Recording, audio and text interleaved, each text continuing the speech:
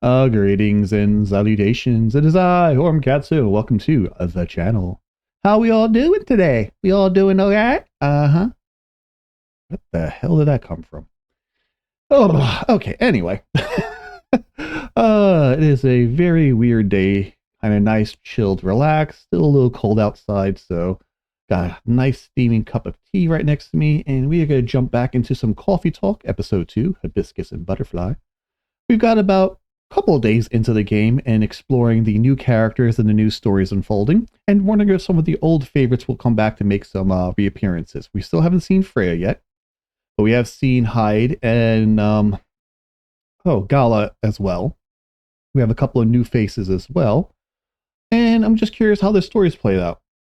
So let us jump in and get to that right away, because I am itching to play. I don't know about the rest of you. Okay. So we do this. We swap this over to that. I do have my walkthrough ready just in case. I'm not going to cheat in the sense of trying to get the achievements. I just want to get the story going, and I kind of want to get just the right drink combinations, if that makes any sense.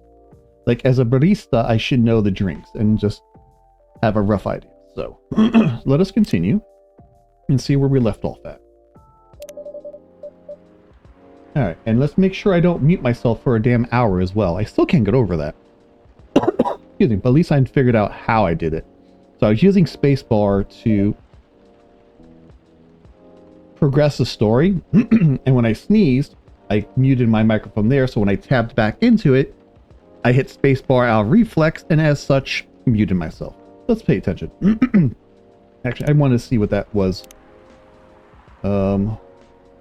Main menu, because I missed that line of text, and I'm going to just be anal retentive about it today and deal with it. Oh, great. Hope the power hiccups don't affect the machine too much. 5 notifications. What do we got? Anything on the stories? Construction and Leonora Ave. Thanks for the heads up. Oh, Georgie. Trucker fell asleep and crashed near the 4th Ave. No casualties, but quite the property damage. I reckon you want to avoid the area for a while. Well, that goes that. Thanks for the heads up. Oh, that's adorably cute. I like that.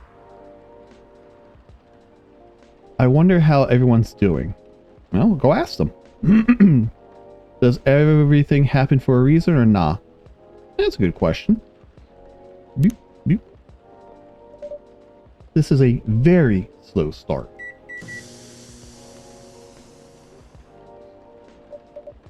Ah, there we go. Right in the nick of time. And who's taking a seat? Oh, okay. Welcome, you two. Silver and Amanda, if I remember correctly. Oh, my lungs. Another sip of tea real quick. I better not be catching a cold. That'll be annoying. It's a relief to see you safe and sound. Hi, Orem. Yes, we were also very relieved. It was a little scary last time. We analyzed the events of the evening and found them 31.245% frightening and 68.755% disasterful or distasteful. Leaving in such a hurry is not an experience we care to repeat. Hopefully, this will be a quieter evening. Yes, that is our wish. Anyhow, greetings are customary in cafes, bars, and restaurants, are they not? Therefore, good evening. Even if in reality it should be good night. The evil ellipses. We find that very strange. Why is your jaw dropped? That good evening is a way to say hello, but good night is a way to say goodbye. This is assumed that you never start an encounter at night, because that theory would appear to be empirically wrong. For example, this is the second time we've met, Earthchild, and both times have been at night. Our 100% sample does not bear the aforementioned premises. Additionally, the very concept of evening and morning seem only marginally... Amanda? Yes, what is it? I think Orem tried to interject a couple of times. Forgive me if I'm mistaken, Orem.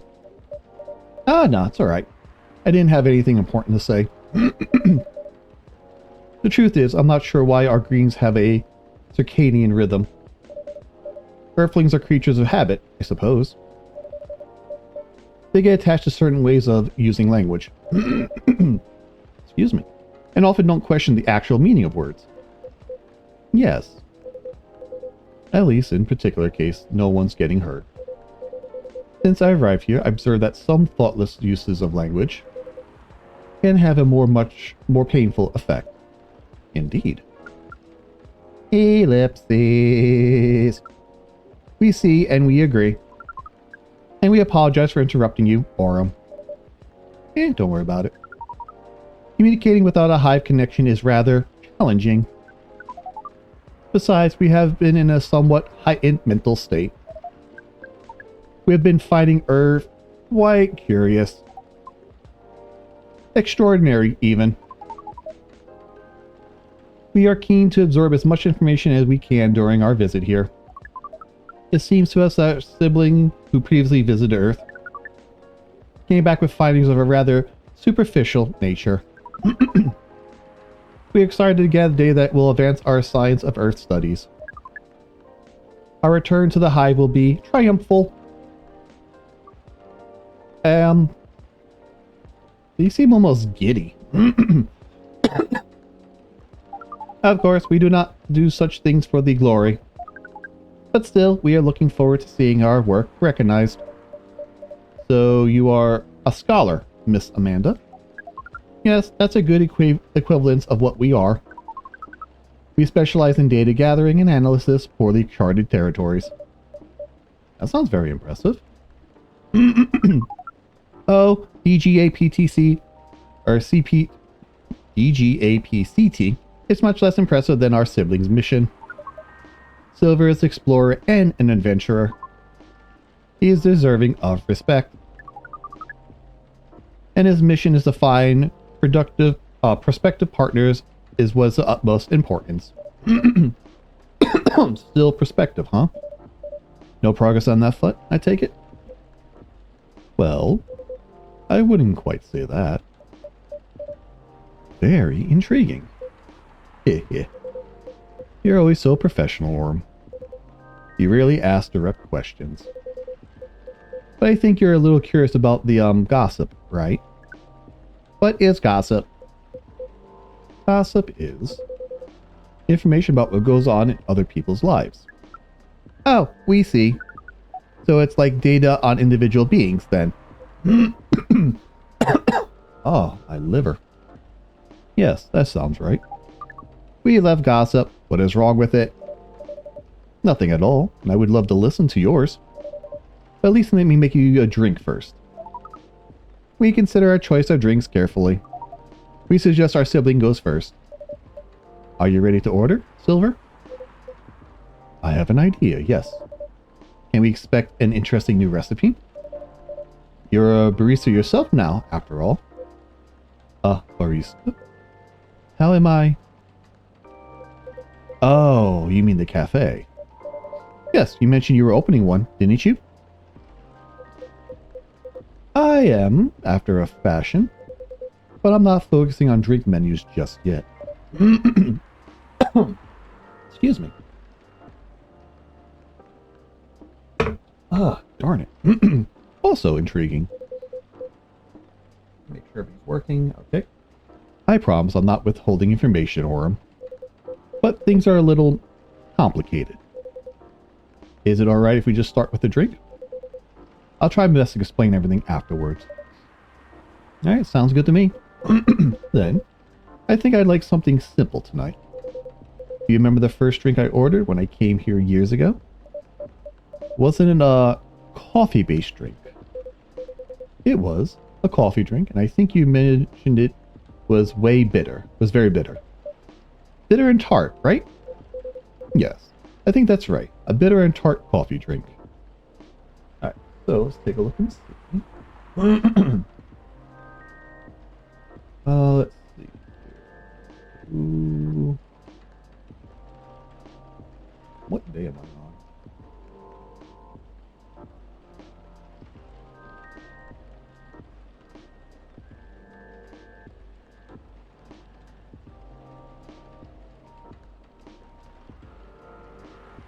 Let's see. I think I'm on day 7. Yeah, Silver wants a drink. So that would be coffee, and lemon, if I remember correctly.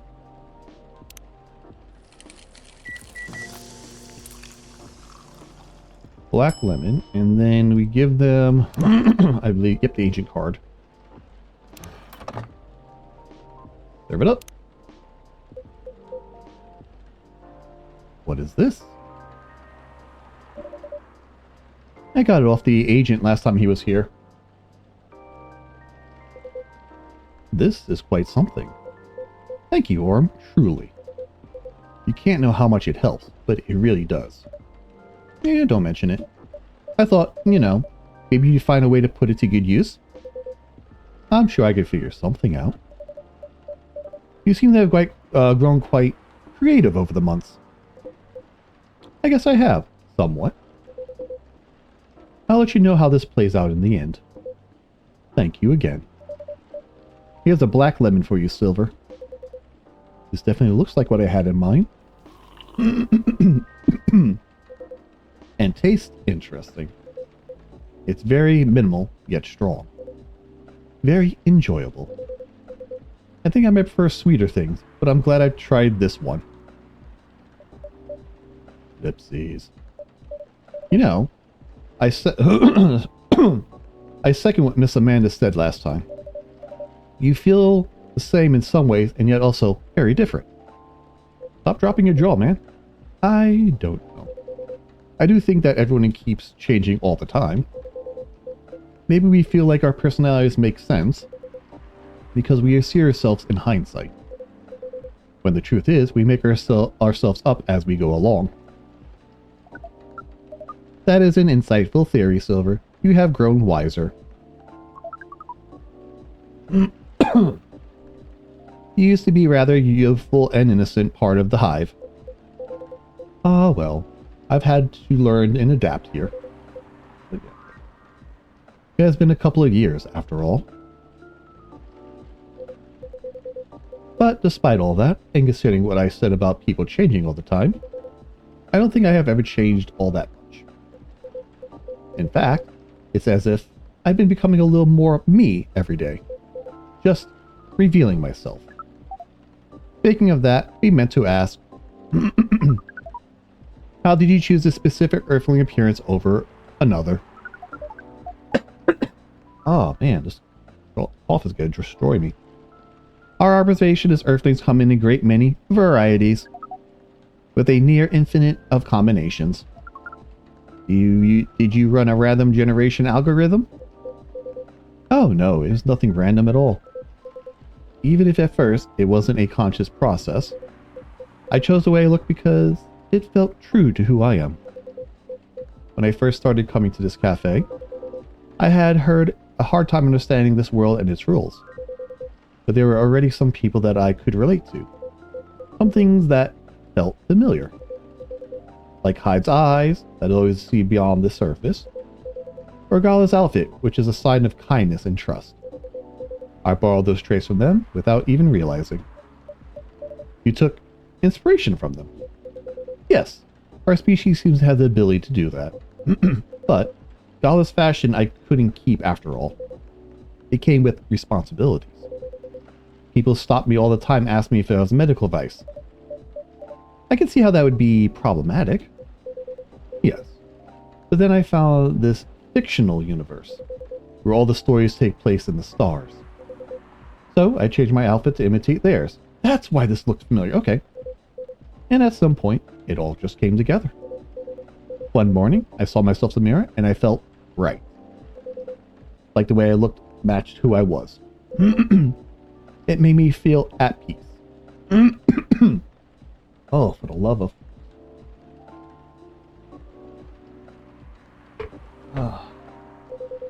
So, although I look different from when I first met, and although I have learned the ways of this world a bit and have grown a bit, in many ways, I still feel the same. But different, but same. Yes, different, but same. It makes sense to us. It really does. Ooh, buzz buzz. Oh, is this Laurel? No, this is from Pearl. Still no news from Midge? We think the odds are now 84.308% that she is phantoming you. Do you mean ghosting? We mean phantoming, as in when you think you hear a sound, but ears are merely playing a trick on you. We thought we had established a high connection with Midge, but it was only a phantom sound after all. Anyhow, what is Pearl saying? That her calendar might clear up soon if I want to meet up. Oh, Silver. It sounds like things are going very well indeed. I think it may be time I tell you a little about this. But we wish to order a drink as well. Oh, of course. I'm so sorry. Go ahead, Amanda.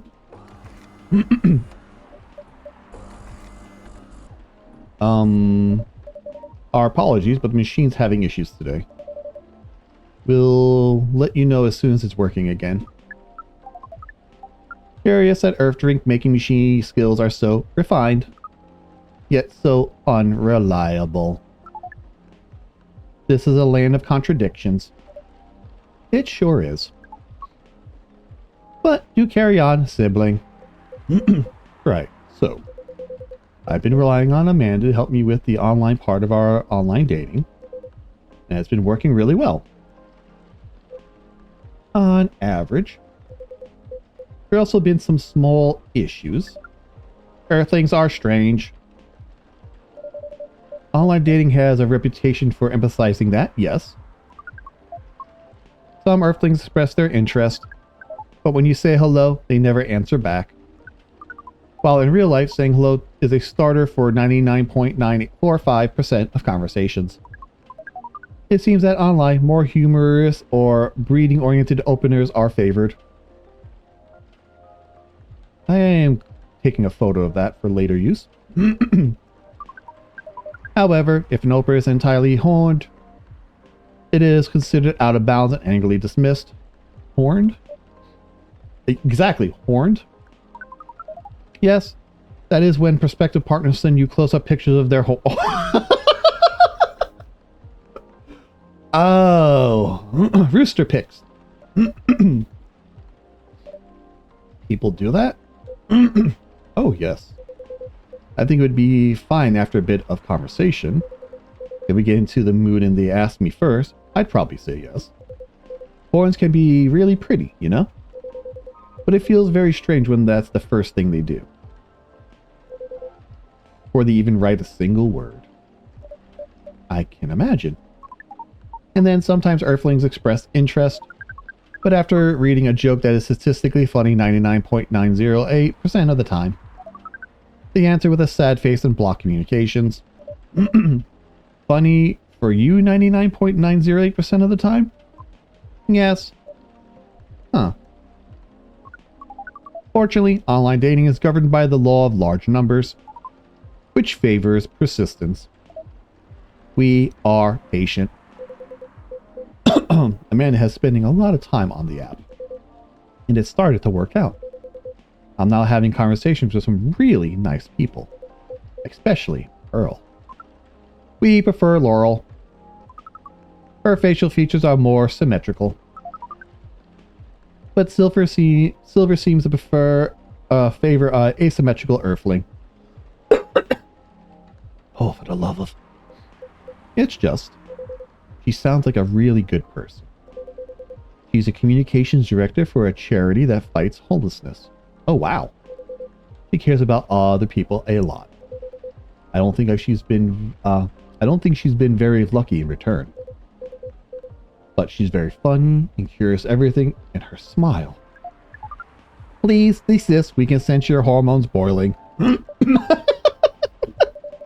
And she's the person you might be getting a date with? I really hope so. Yo, finger guns. Do you have a day and time for your date? No. this is on a different topic. Please excuse me. Oh.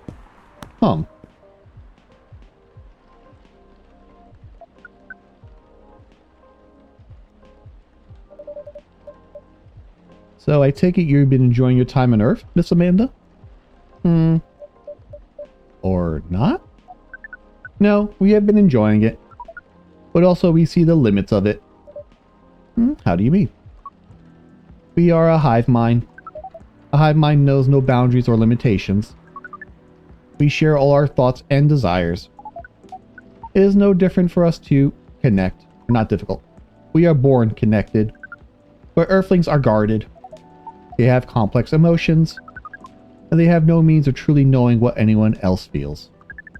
That makes them afraid of judgment and of hurt. It must be very difficult and painful for them to connect deeply. There is so much they must let go of first. We could not live like that. You said the online networks were like a hive. Like a hive, but not a true hive. A true hive requires honesty and directness, as well as a desire to deeply understand others. Interesting. I see. I don't think you could ever adapt the way Silver has, huh? Silver is different. Even when he was part of us, we could sense him looking outwards. That is why he has become such an amazing explorer. And that is why he has made the effort to learn Earthling's code of behaviors. He did not just want to understand, he wanted to experience. We are not like him. We like to seek knowledge on what is different from us. But once we have that knowledge, we are satisfied. Uncovering it and bringing it back is what makes us happy. This is curious. It seems we are picking up some Earthling instincts after all. It is a good thing that our data readings here should soon be complete. And Silver is on his way to getting a date. It would appear so.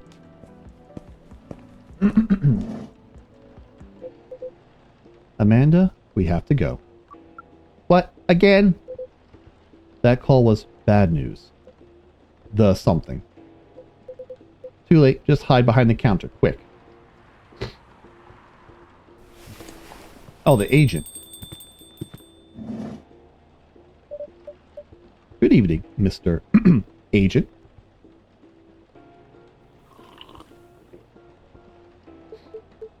Ellipses.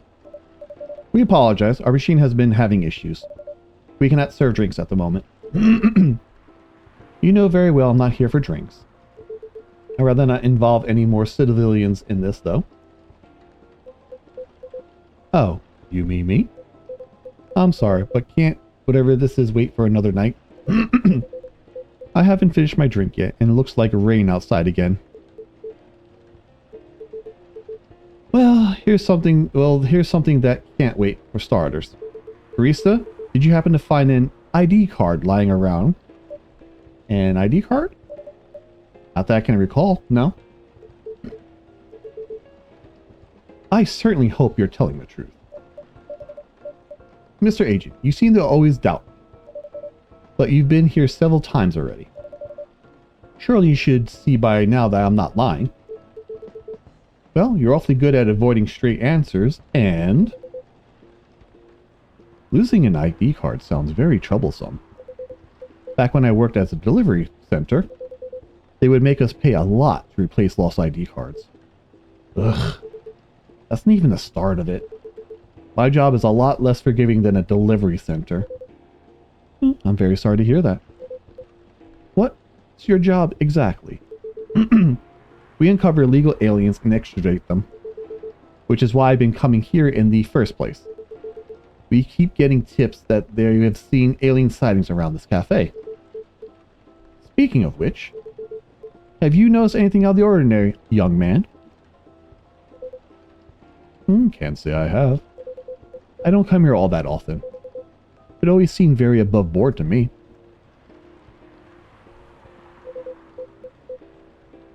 Are you sure the tips aren't a prank? It seems that some young people enjoy those as a pastime. There are very popular videos of them online. That... Maybe it is, but I still have to investigate them properly. Otherwise my superiors will have my head on a silver platter. But can't you just waste your time on a cold trail either? Surely your superiors will see that you've done your best. I doubt it. They're a bit obsessed with the alien situation. Obsessed? Is it really that big of an issue? Well, having such unusual elements around disturbs the public's peace. Your average Joe has no clue what to make of them, you know. It makes people feel unsettled. I see. Although the visible aliens aren't too bad from where I'm standing. At least we can identify and extract them. Aliens who try to pass for Earthlings are a bigger problem. Why so? For one, it just muddles things. No matter how much they try to look like Earthlings, they were born aliens, and aliens they will remain. But now they're aliens who don't look like aliens. The fudge? What does that mean, you know? And where does it stop? What if some Earthlings decided they wanted to look like aliens? That would be a huge mess. Would it? Anyway, top brass insists that we go after them. And in the end, this makes my job a lot harder. All that time spent detecting them. Give me a good spacesuit wearing alien any day, you know? Ellipses. Oh, but don't worry about that thing. We at Fire always find a way to keep the public safe. Sure you do. I see. So how do you about detecting them exactly? That one's easy. Once I have my suspicions, I check their ID. That makes it all clear, right? Right. I do wonder though, what is it? And if I'm sorry if I'm being too curious. I have a habit of putting my foot in my mouth. No, you're good. No harm in asking. In that case, what is it that makes aliens so very different? There are sorts of people living here. They all have different personalities, different looks. And for me, when I walk through the streets of Seattle, and I see that no two people are alike, I admit that makes me very happy. So if someone comes from further away, but they don't feel an Earthling at heart, would they really be different from the people who live in the city? Then the people in the city are different from each other? Or would they just be another version of an Earthling? Perhaps no less beautiful. Ellipses. At the end of the day, who the heck knows? Not like I can afford to spend time pondering it. I don't have a dog in this fight, so to speak. Thing is, law is the law, and my job is to uphold it. Right, but despite everything you said, it's still unclear to me why the law is so stringent against aliens. Ah, well. It's not so much that the law is stringent against them, more that there's no law for them. How do you mean? Well, at this point, we have treaties and codes for all the races we know of, right? But we never made a treaty with aliens, or anything resembling it. There's no law even acknowledging their existence. Oof, I didn't know that. But, why is that a problem? Oh, that's easy. We have no way to regulate their presence. There has been no thorough analysis of how they can cohabit with Earthlings. As I said, it's all very confusing. For all we know, they could be very damaging to us. So it feels safe to keep them away, at least for now. Safer for whom?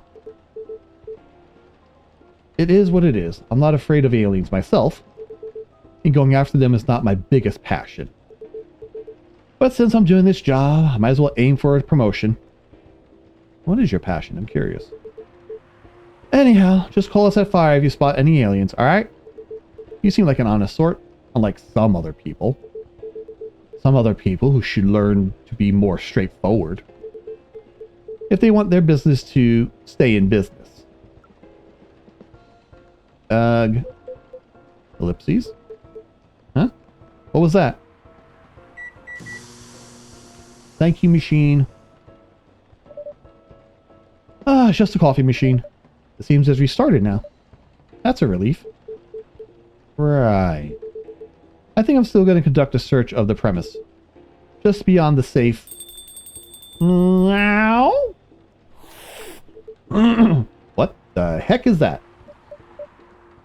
If I'm not mistaken, it's the local cat. It comes over once in a before.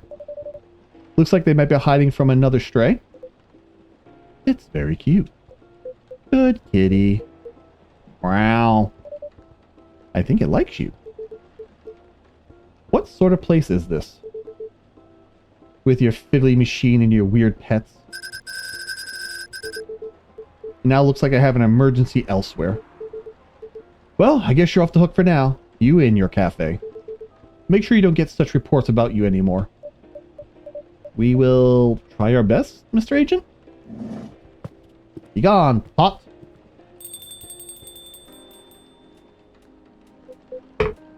Oh, that's too hot. He's too hot. Ellipses. But first, I have 6 new things now. Brew pad. Thank you. And what we got over here?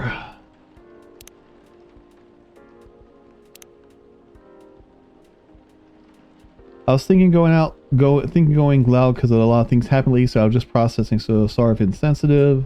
Damn it, Lucas. Mr. Hyde, no reason. Aww. Just Scala, why are you threatening people on like, what the hell? Alright, hold up a second. Darling, I could be behind your neck without you realizing it. It makes you think I'm actually need permission to enter the building. Oh, wow. Just when you threatening people. No reason. Okay. Hold up. Let's take that back then now that I have context. So it goes from down up, not top down. Okay. Good to know. Silver, you're trembling. That's alright. You could come out now, I think, Amanda.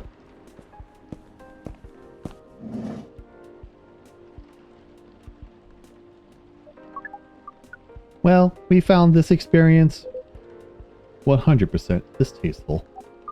Actually, it was 40.235% distasteful and 20.834 scary. That's 61% and 38.931 exciting. Okay.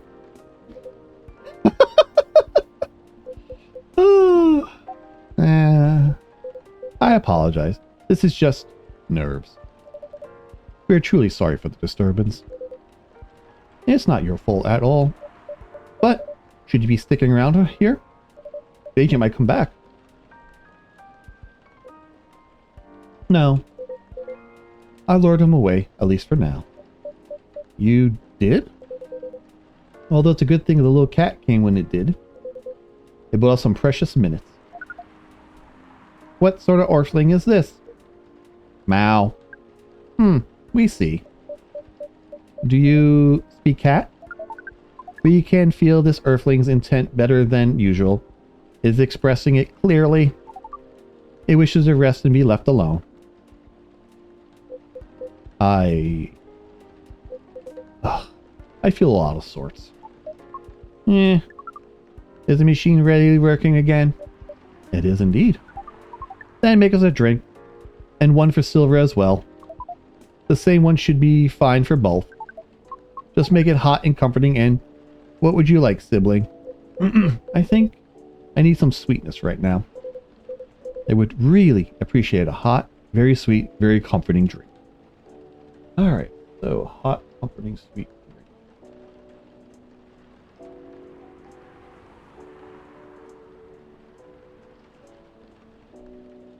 Alright, so chocolate, honey, honey. Okay. Cocoa powder and honey, honey.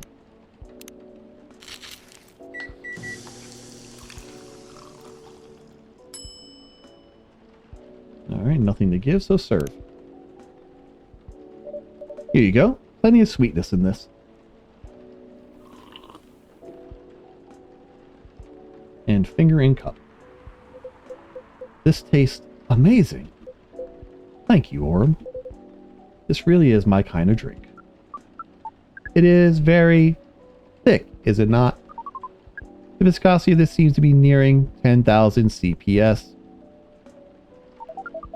We like how different this experience is from the drink you served us the other night. You're welcome. I'm impressed though, Silver. You've become quite savvy at negating these situations. Even I'm sure you'd rather avoid them altogether.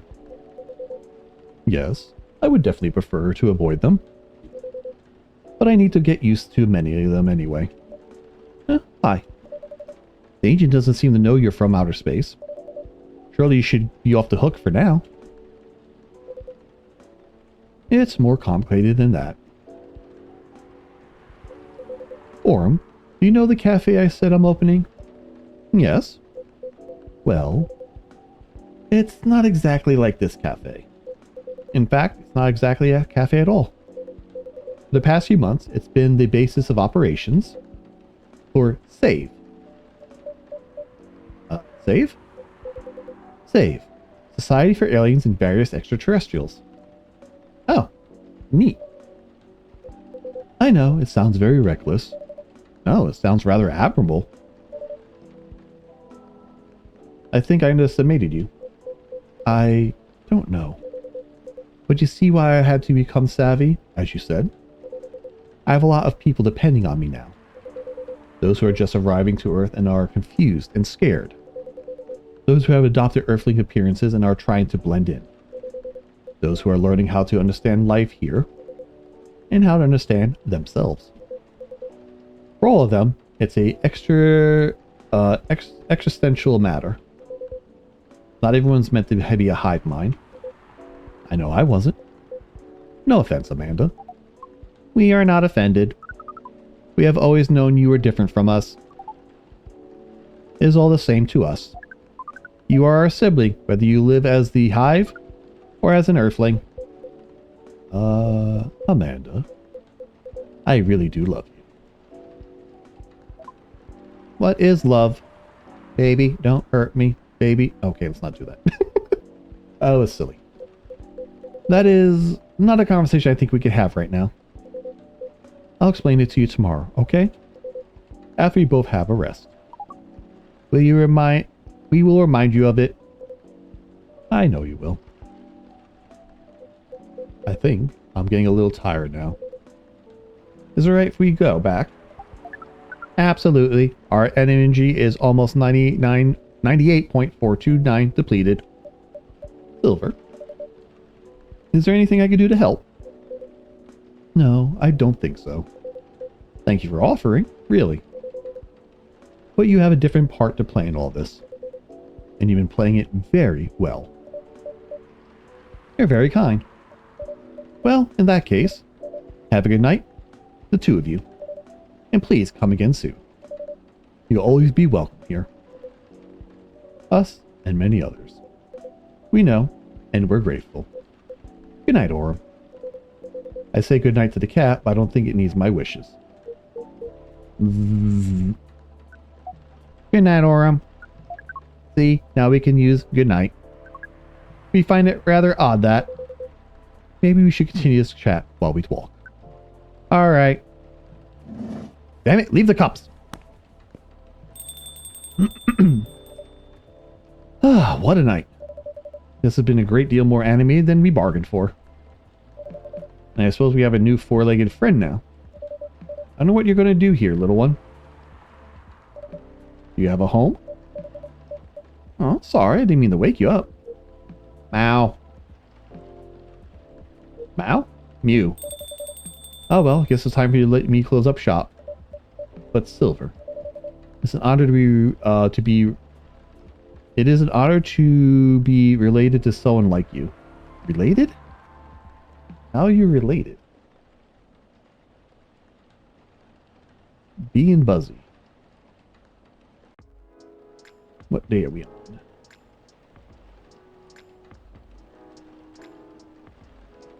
Tuesday, September 26, 2023. Alright, we're on day 8. Okay. Alright, we got for headlines. Curbing recent security breaches. Government to block data leakers website. Huh. First Workaholics Treatment Center to open in 2024. No phone, no laptop, just rest. Oh boy, good luck with that. Beachgoers Resort. Silver algae blooming on Alki Beach. Okay. The ellipses. And 9 of these. Damn. Alright, what we got going on? Friends. Alright, well, we got all 3 of Silver's things. And we got all 3 of Amanda's as well. And now for stories. She's a 10, but about to marry a freelancing elf. Oh, she's 100. Okay, that's cute. Would you think VR... Do you think VR would really take off in the future? I personally can't use it for very long, and maybe that's just me. Yeah, I can understand the motion sickness. Having an ocean fish as a pet is so hard, especially living in a city such as Seattle. But it feels nice to have someone depend on you, you know? Aw. Busy old day, don't forget to drink water. Okay. It's coming together, I can't believe it's going to be so good. Oh, about her music, alright.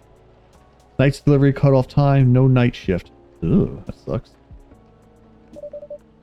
Somehow I feel like it's going to be a long, long night. Or not.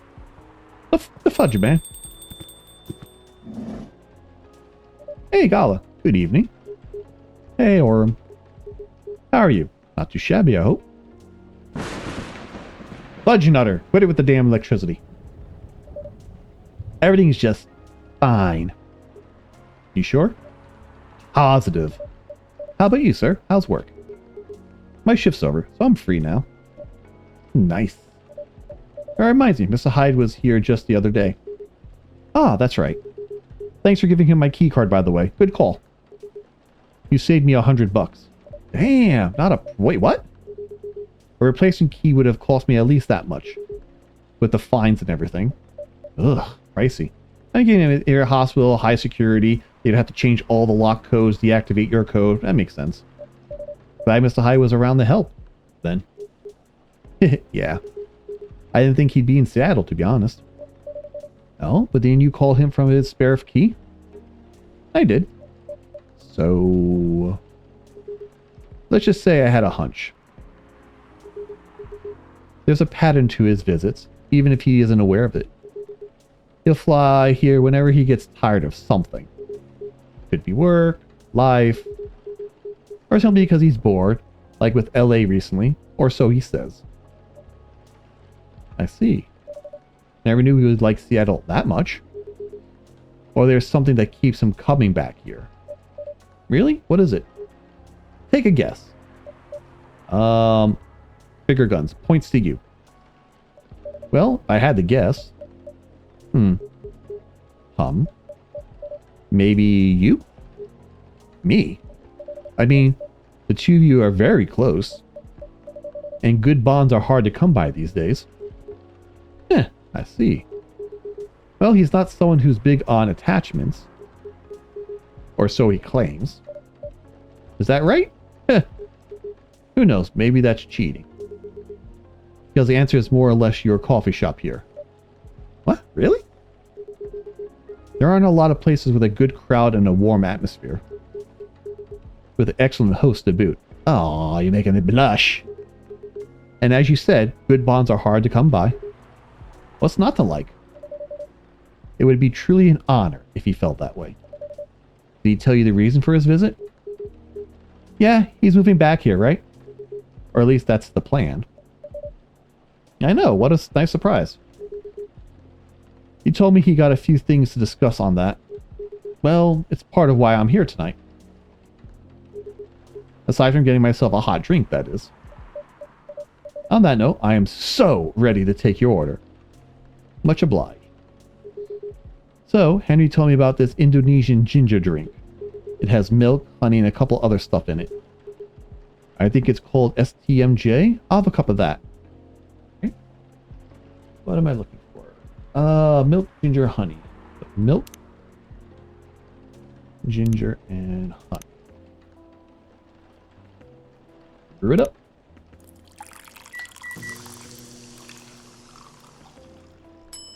There we go, and serve.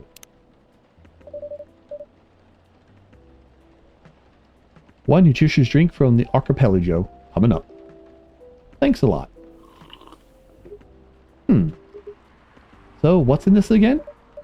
It's a hot blend of egg, milk, ginger, and honey. Where the hell did the egg come from? I didn't put any egg in there. The drink names itself to the ingredients. Susu, Hilur, Madu, Jane, milk, egg, honey, and ginger. No wonder it somewhat reminds me of eggnog. A bit spicier and not as rich. But I can see why Henry likes it. It's a great stamina drink. He probably needs to keep up with his Rachel's work. You're probably right. As long as he remembers to take breaks. Maybe we should invite him for a drink here sometime. What do you think? Yeah, that would be lovely. More customers, more money. But first, because OCD. Then consider it done. Just like my electric bill. You know what? I don't think Hyde would show up tonight. Oh, why is that? When I called him earlier to confirm, he sounded a little annoyed. And it's not exactly great weather outside either. I thought you'd like this kind of weather. Him, yes. His car, not so much. That thing wouldn't survive this kind of storm. Now that you mention it, you may be right. I used to drive him in that car, back in the day. Did he ever tell you how old it is? Yep, gave me the whole backstory of it. Oh. I guess I'm just surprised he still uses it at all. The car clearly holds a special meaning to him. He was also quite sentimental about it. Which makes me wonder if it has anything to do with him moving back here. What do you mean? He lived here before, right? Yeah. And he kept bringing up the past too. Are you saying he's more motivated by nostalgia? I was going to say homesickness. But really that makes no sense. I get what you're trying to say though. It's the strange longing for times gone by. Considering how fast things are changing these days. Maybe even too fast. Which is ironic, really. What is? Live long enough and you realize the only constant in life is change itself. Things like shifting necessities, curveballs the world throws at you, decay. Just stuff we have to deal with indefinitely. Considering our lifespans, you'd think we get used to it at some point.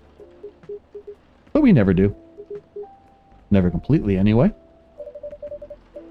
I suppose the idea of getting used to change is a paradox in and of itself.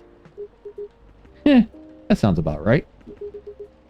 Perhaps nostalgia is like an anchor for dinosaurs like us. Keeps us from losing ourselves to the world's relentless speed. You get used to these after a while, don't you? Yeah, pretty much.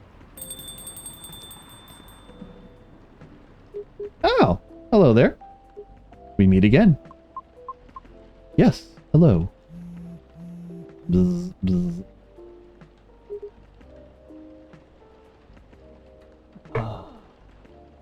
Excuse me for a moment. Got it. Welcome, Miss Riona. Good evening. I'm meeting up with someone. Oh, okay then. How's your car, by the way? My car? Oh, you mean the tire. There's really no need for concern. It was all an easy fix. But thank you for asking. Yeah, my pleasure. May I order a cup of Russian tea? Yes, you may. As soon as I remember how to do it. Tea, lemon, cinnamon. So it is tea, lemon, and cinnamon.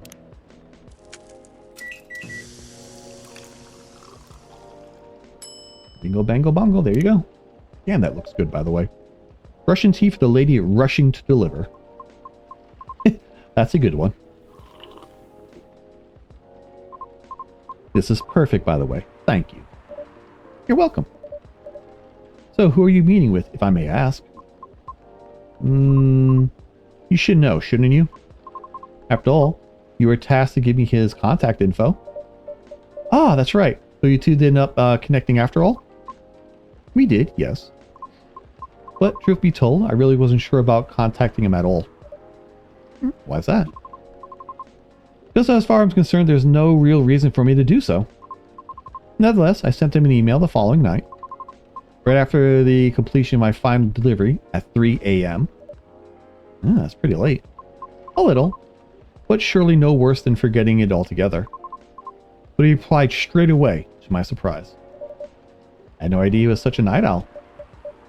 Or perhaps just an extremely early bird. Right? I wonder if he ever sleeps. That should be a question for you too, miss. Oops. Anyhow, he answered me with an apology. He regretted his rudeness when we first met. Which was another surprise. I didn't think he was such a matter of concern. Well, he did return here the next evening, looking for you. Did he? Yep, he said so himself. I see. How particular. In any case, we exchanged phone numbers and been texting ever since. Oh? Then he said he wants to meet up and speak in person. Which is why I'm here now. I'm still not quite sure of the necessity. I mean, maybe he just wants to chat and hang out? Perhaps. I suppose we'll see.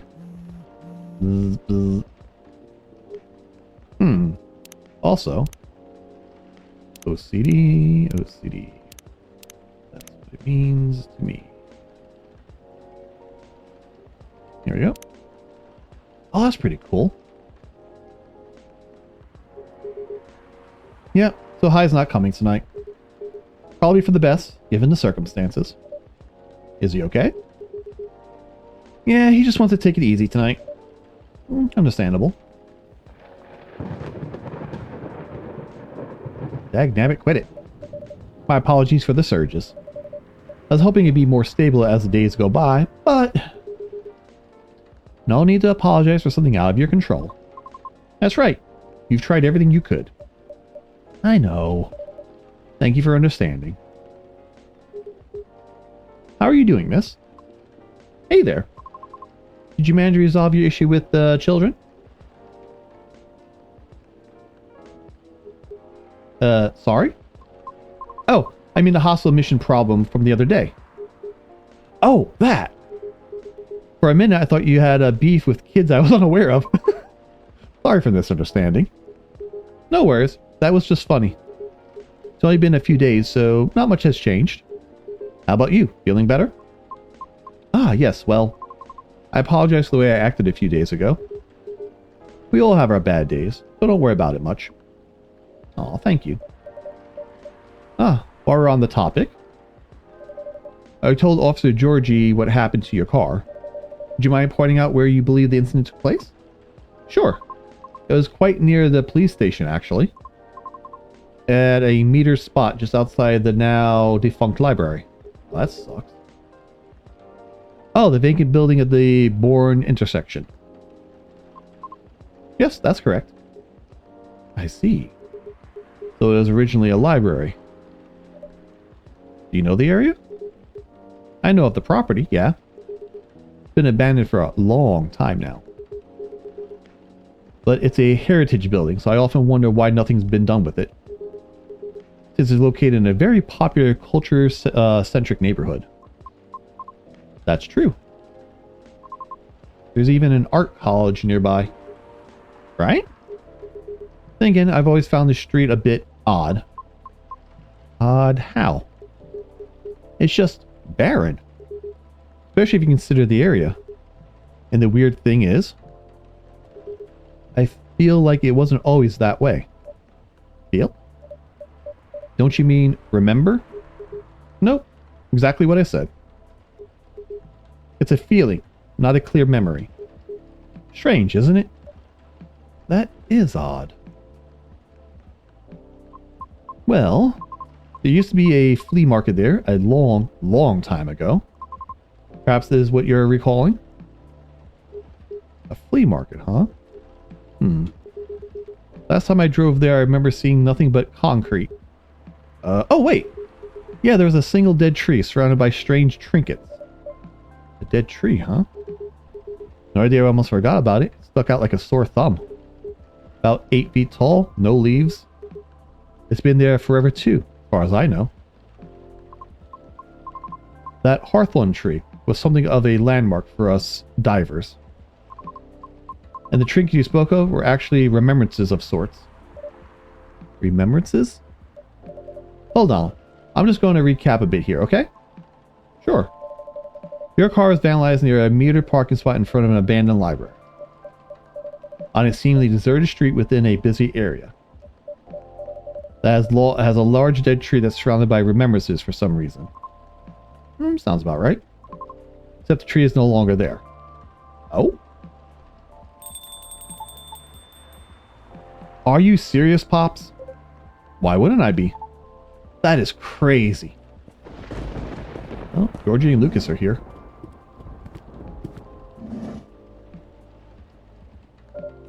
Good evening, gentlemen.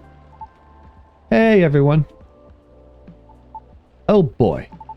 I thought it'd be early, but you're always here, lady. Hello. Orm, for the all things that are for the love of all things holy, tell me my lighter is here. Well, you're in luck, because I got it. Ah, damn, thank goodness. Like me to get it for you now? Nah, it's fine. I'm just glad I know where it's at. Just bring you with my drink later. Sure, let me know when you're ready to order. Cheers. Well, well, well. What's up, y'all? What's new? Evening, officer. We were just talking about the spot where Miss Riona's car may have been vandalized. Oh? They got your car too, lady? Yes, but not that big of an issue. Still, sorry you had to experience that. Where did you park your car, miss? I can send the coordinates if you'd like. That'd be real swell. Beep, beep, bloop. Got it. Okay. Oh. Is it within the area you expected, or... Pretty much. The same location where I parked mine a week ago. I see. You can rest assured to already increase patrols in that area. That's great. But I'm the only one doing it at the moment. That sucks. What's that? Am I hearing you, of all people, doubting my skill, Orem? No, of course not. I just thought it means it's unfortunate increase to your workload. Oh well, them's the breaks, I suppose. Anyway, give me your strongest espresso, Orem, and don't forget my lighter. Alright, so we're doing espressos. That's just what? Coffee, coffee, coffee? Yep, and his lighter. Alright, coffee, coffee, coffee. Brew it up. One espresso with lighter. Serve it up. Ah, there it is. Thanks, Orem. You probably think I'm being silly. But what can I say? It is my lucky charm. Yeah. It borderline superstitious, I know. Don't you have anything of that sort? Well, I have good reason to be superstitious. Whenever I don't have this thing with me, things happen. Right. Alright, here comes the strongest espresso in the house. Cheers. Ah, perfect as always. Are you ready to order? Might as well. I like something desserty, because it's my cheat day. Sure thing. Anything specific in mind? Well, I saw this video of a Spanish hot cocoa drink yesterday. It was so thick I thought it was chocolate sauce. The name also reminded me of a song. But for some reason I can't remember the title right now. You know, that sounds oddly familiar. For real? Then I'll have that thick cocoa. It's got milk and a little hot spicy kick to it. Alright, what fudge do you want? So chocolate milk ginger. Alright. We got chocolate milk and ginger. Yep, chocolate milk ginger. Brew it up.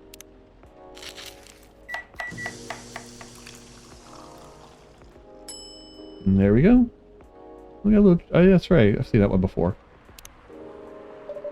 Here comes a cup of Spanish Sahara for you. Oh, this is exactly what it's called. That's what we call it here, at least. Very cool. Then, bon appetit.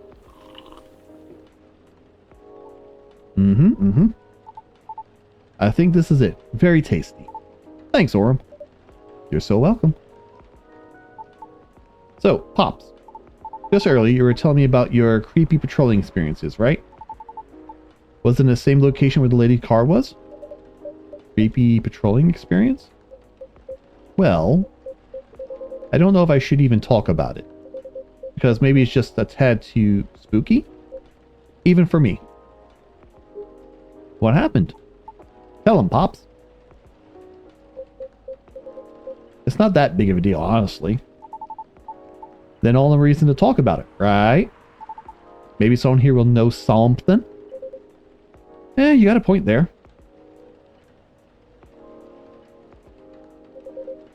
You're all talking about the area anyway, right? Yep. Well, I've been trolling there the past few nights. The street itself is fairly straightforward. About a half a mile round trip from the intersection and back. There's nothing much there either. Concrete sidewalk and metered parking spots. A fence here and there. And an unfinished construction site with a couple of CCTVs dotted about. No tree? What tree? There used to be a dead tree in front of the old library. Huh? Oh, that old dead tree. It was uprooted by the city back in January. Ah. The commercial community decided it wasn't really a good look. So when the city started a massive cleanup project last year, well, they simply voted to get rid of it. I see. Why? What's up? We were actually talking about it earlier, and being a decades old landmark aside, could be there's something more to the tree than just, well, being old? You think so? That's what I think after listening to Miss Fiona.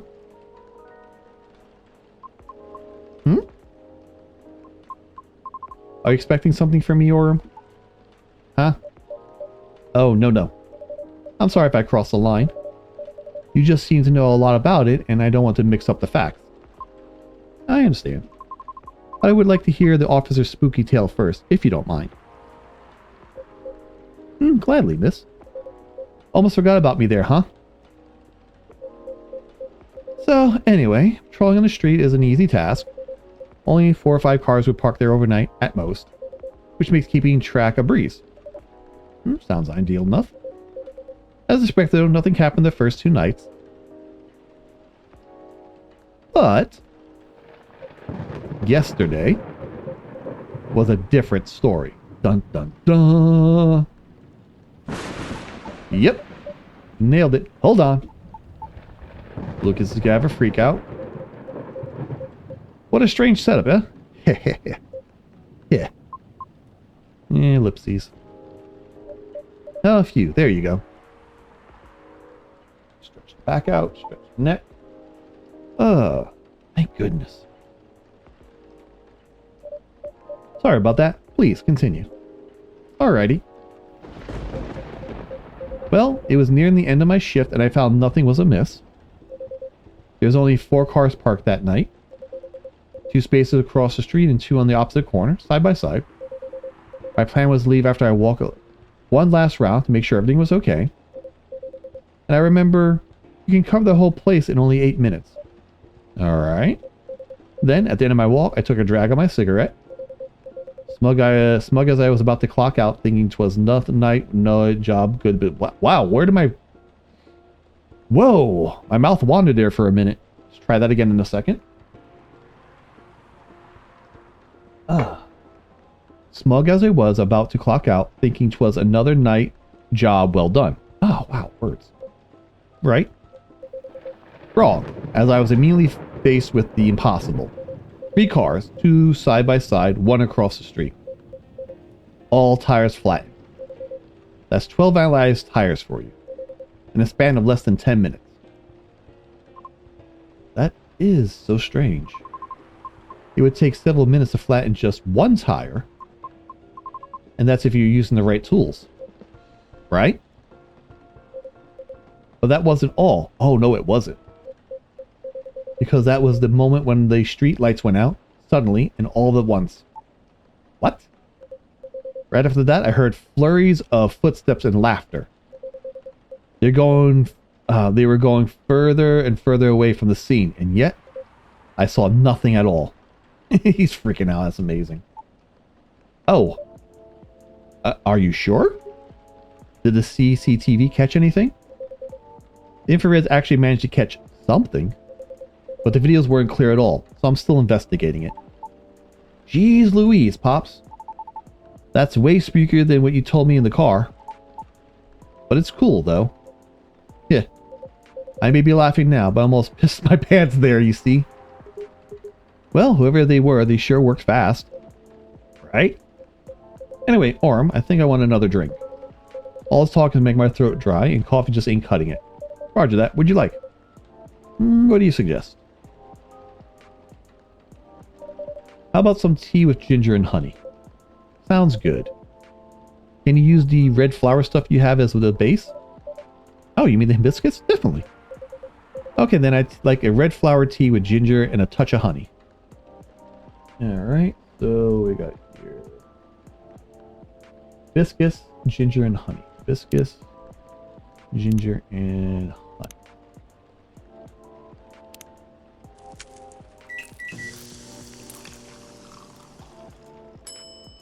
Nope, that doesn't seem right. Hold on a second. Oh, let's trash that. Okay, so I made Lucas's chocolate milk. Now Georgia wants hibiscus. Oh, hibiscus, ginger, and honey? Hibiscus, ginger, and honey.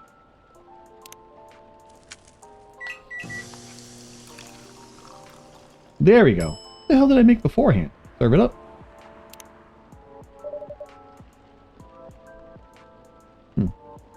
One piping hot tea jaha roselle for you. Oh, what does that mean? Jahi means ginger, heh means tea, and roselle is rosé, another name for hibiscus. I see, a legit herbal drink. Spicy, but perfect for the weather. Good call, Orm. I'm happy to please. If that's the case, let me join your patrol, Pops. Because I'm not scared of ghosts. Real beings scare me more. Wait a sec, kid. What do you mean by ghost, eh? Jumping on the gun there a little, ain't ya? I don't know, Pops. Maybe it's even something crazier than that. This is really serious problem, kid. Don't joke around like that. Oh, sorry. Interesting. You know something? No, not me. But she might. Huh? Right. The tree, wasn't it? Oh yeah. What about it, miss? It's your turn to finish your thought. I'm not sure I can be of any use but all, but... Officer? Are you aware of the story behind that tree? Huh? I recall what you said earlier. People often leave remembrances around it. What do you mean by that, miss? Well, it's because someone passed away there. What? Allow me to explain.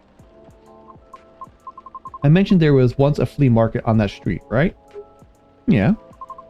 They called it the Fairy Market. Oh boy. It was unofficially set up by the transients of the community. Transients being the government's term for unregistered citizens, including all other uncategorizable beings at the time. Fairies were part of that. Huh? I remember learning about that. After the war, the government made the first official attempt to sort things out.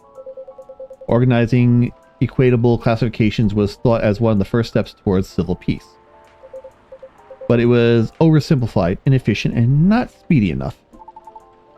Was all that before the Vindication Act? Way before that.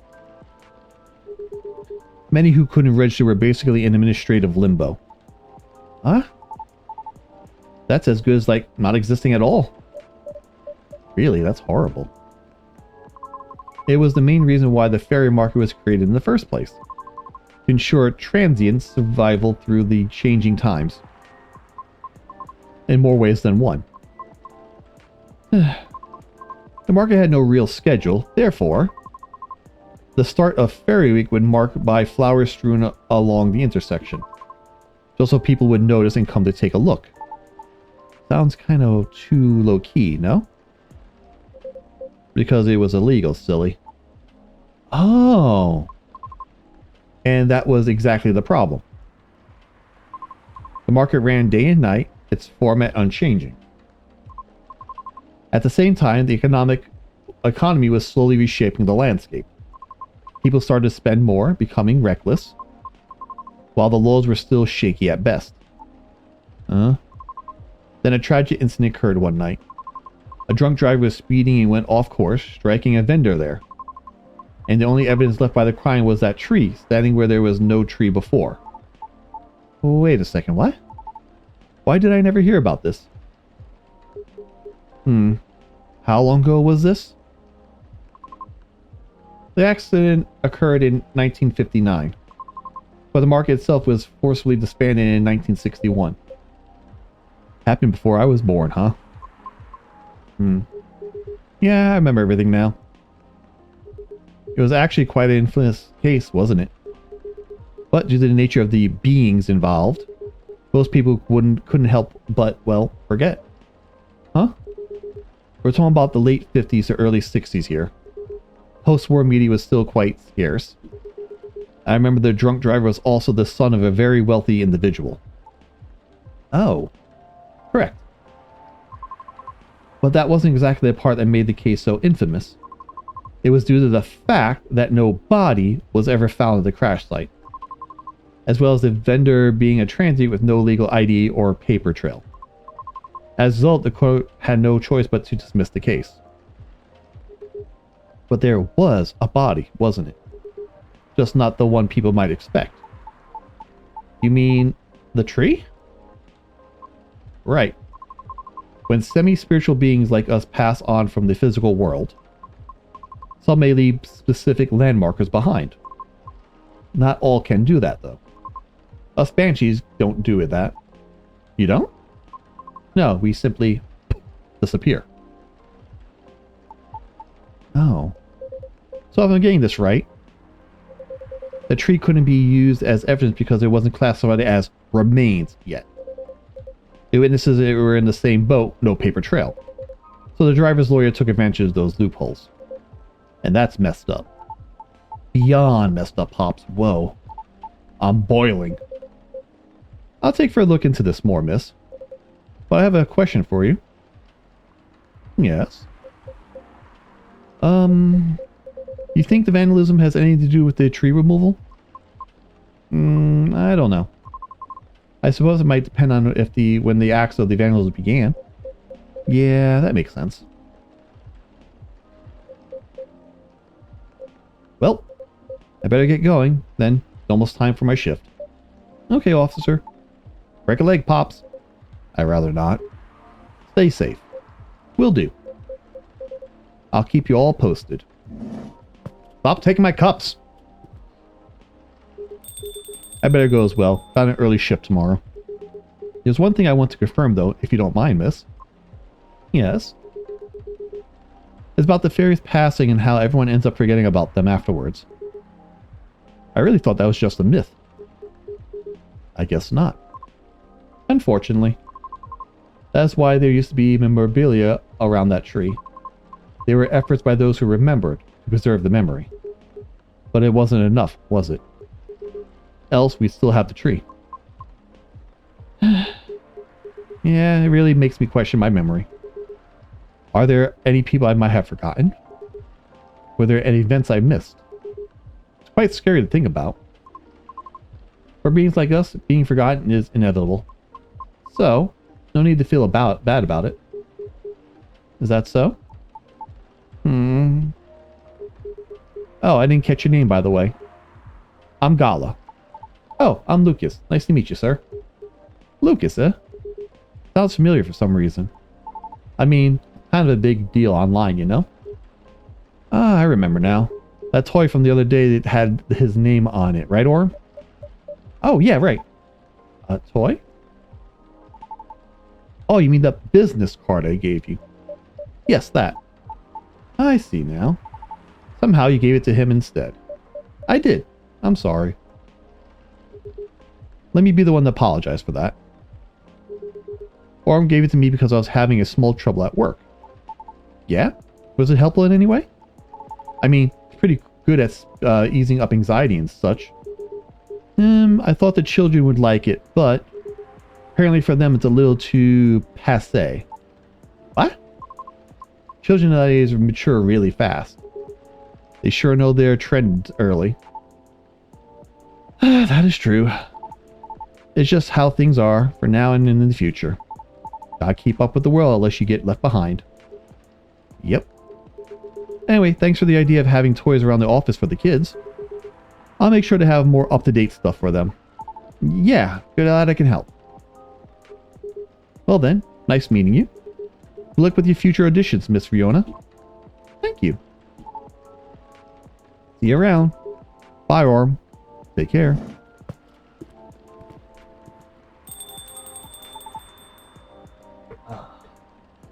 You okay? It's getting real late. I still want to talk, but if you're tired, let me know. Have you eaten? You want something to eat? We don't sell food here. You don't? No wonder your place is always empty. Well, just kidding, Orm. Don't hate me, please. Well, you want another drink, maybe? I wouldn't mind one. Nice. What do you feel like having? Something without milk. The fresh feeling and some brightness to it. I'm also quite partial to the blue pea tea. Uh-oh. Okay, I'll order something for you. May I? Sure. Orm, did you try this mix? I saw the pretty drink in a video and looked perfect for Our Lady. Oh, what is it? It had blue pea as a base, a lot of mint, and a splash of lemon. Alright, what am I making? Blue pea, mint, and lemon. So blue pea, mint, and lemon.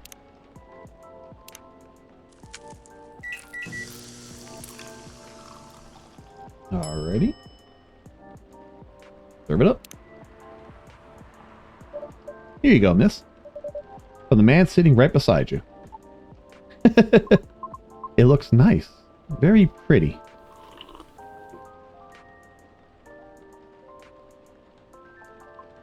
I like it. Thank you. I'm glad you do. And wow, Orm, it looks exactly like what I envisioned. You're a G. Neat. I'm happy you both enjoyed it. But man, the whole case earlier though, it was a lot to take in. Also, about the whole forgetting thing, that really gave me chills. Why? Don't you feel scared of just disappearing in the end? Because I do. That's why I thought I finally understood you, too. I mean, the reason you wanted to become a soprano your way. The traditional way. Oh? Care to compare notes? Because I've yet to be entirely certain about that myself. Oh, now that's what you call a huge pressure. Before that, though, can I ask a teeny tiny question? Go ahead. What inspired you to go down this path? I mean, I may have an idea on why you chose the hard way, but why soprano in the first place? Because it's been done before. Pardon? Because there's already a band who did it before. So I know it's not impossible. Whoa, for real? Her part was in the sorbet aria and she was not very well known. What is a sorbet aria? Sorbet? How do you pronounce that? Oh, I mean she was a secondary character. Back in the early 19th century opera, sorbet arias would be sung towards the end of the second act, usually before the evening end. Yeah, words. Hawkers would use the time to offer their wares for the last time to the patrons, often desserts. Hence, sorbet aria. So sorbet, okay. Oh, I see. Like background sing at the end of a show or something? Yeah. Things are different nowadays because people are expected to listen to the end. The first time I heard her voice was on an old recording of a comedy opera. I was still very young back then. She was playing a confused maid role at the very end of the opera, wondering why and how people could act so crazy when in love.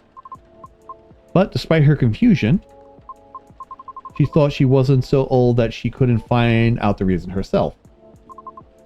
It was a funny epilogue to the opera. But hearing a banshee sing such a playful and light-hearted piece, it was truly an eye-opener for me. Oh man, I bet it was.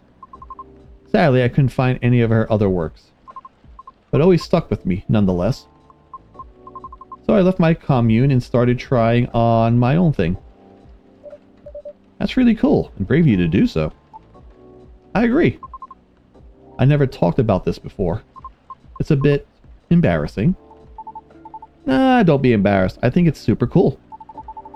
You're just feeling inspired to push yourself beyond what's expected of you and wishing to leave a mark on the world. Is that what you think? Uh-huh. You're just trying to follow a path that's been traveled before. And that's not always a bad thing, especially for beings like us. You're just being careful, yet courageous. Right, because the path you've chosen to walk is still difficult. Regarding leaving your mark, I don't know. I just feel maybe you're the same as me. Like, what's the point of being born if nobody's going to remember us? Right, Aura? No comment. By the way, OCD. There's that. There's that. And there's that. Thank you. And then one in here. Hey, Georgie.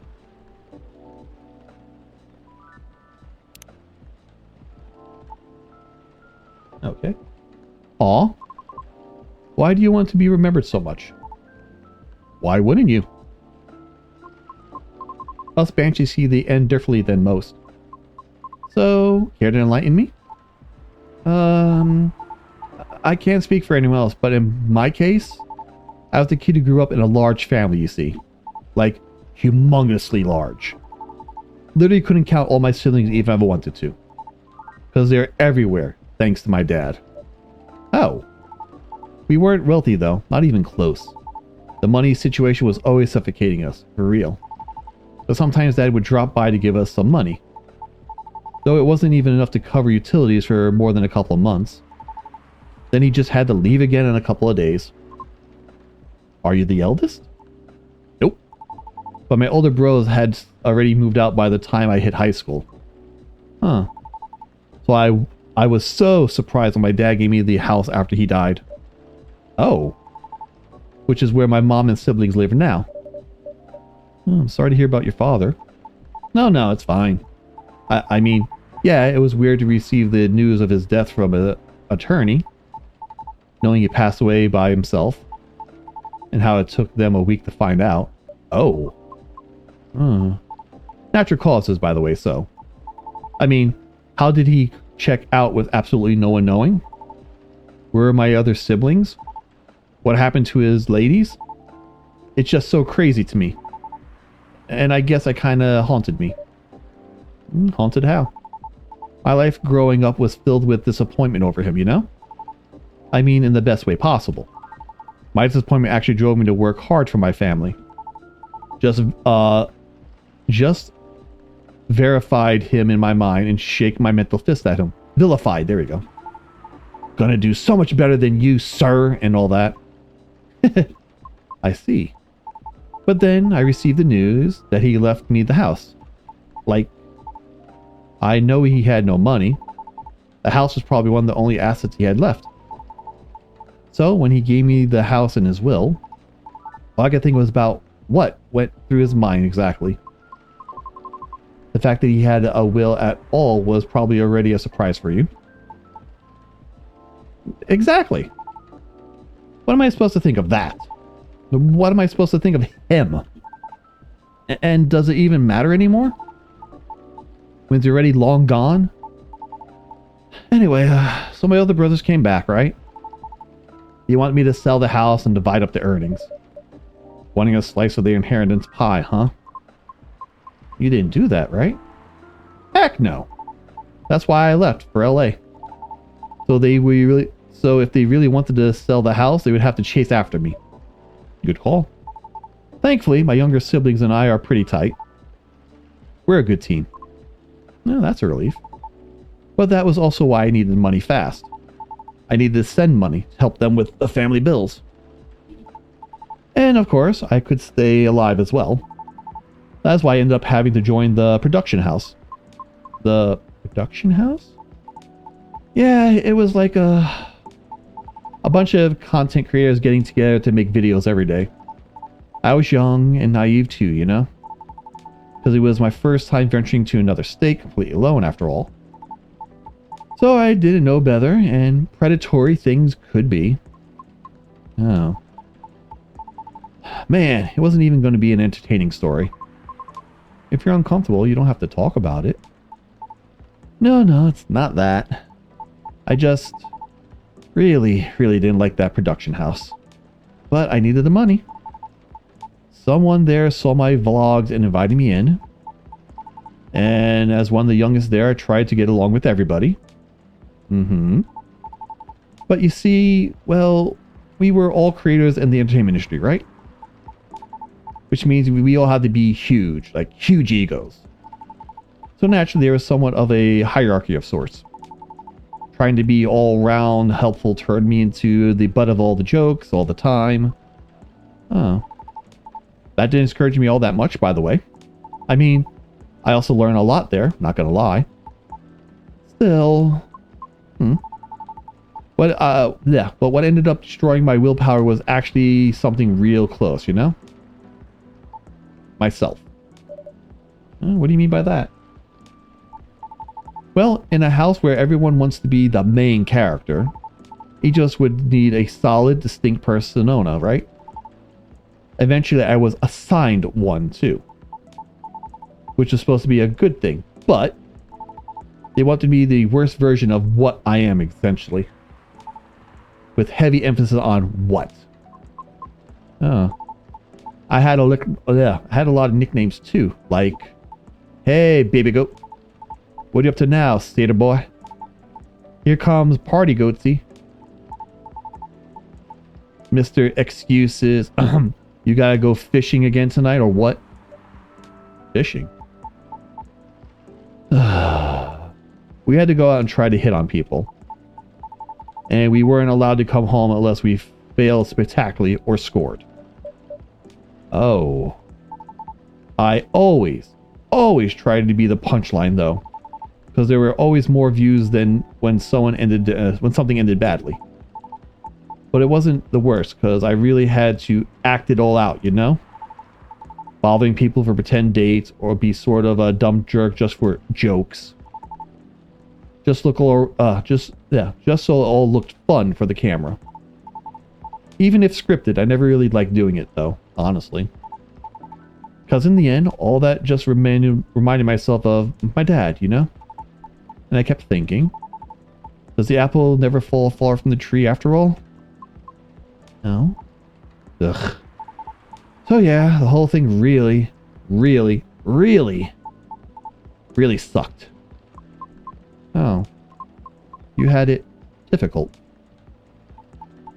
Yeah. Well, long story short, being tokenized sucked. The end. No disagreements there. Sorry, I swear that wasn't what I wanted to talk to you about.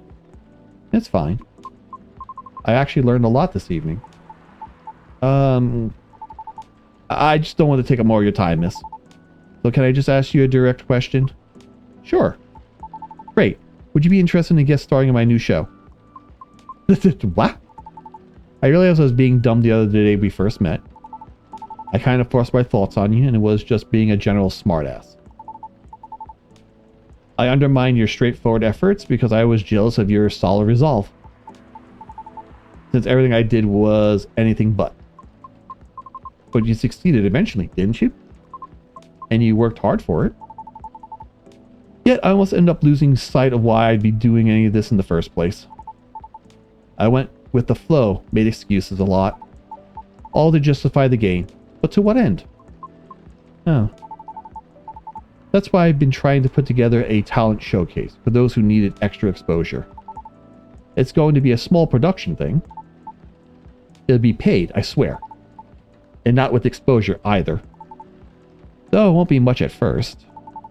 Because I don't have that much money ready to use at this moment, so... wait. Is this a bit sudden, don't you think? No pressure, though. How does this show work? Well, I'm not 100% sure of the shape of it yet. But ideally, it will like have an interview at first, and then we'll record your singing. I'll bring all the gear. I'll also be doing all the editing and stuff.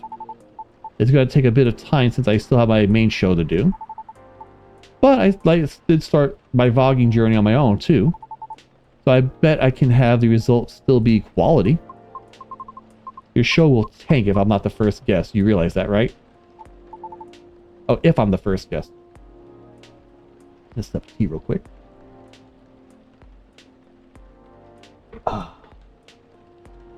If it does, then it doesn't have to deserve. Then it doesn't deserve to exist. I don't care about haters, but you do. That's why I won't push you. Huh. I'm flattered, but no thank you. Okay. Thanks for considering me, though. Thanks for giving it a thought. Looks like I have to go. Okay. It's nothing to do with what you said, okay? Just bad timing. Yeah, I get it. Cool.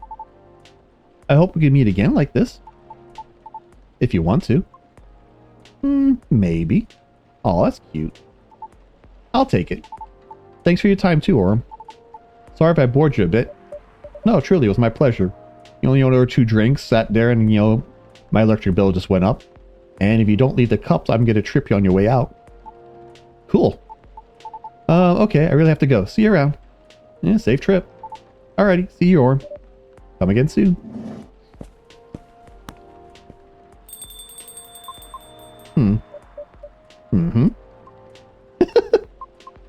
I think tonight was the most I've talked in the past 2 years.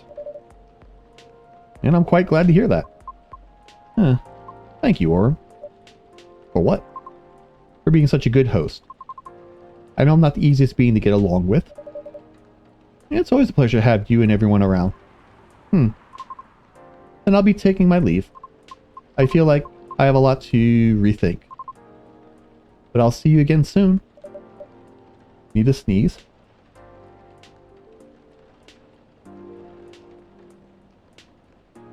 Okay. Now let's not repeat it.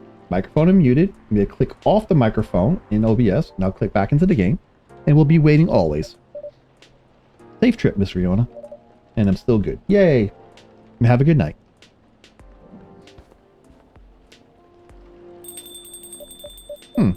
Phew. I think I'm done for the night. Hope everything will work out for everyone. That was a long night.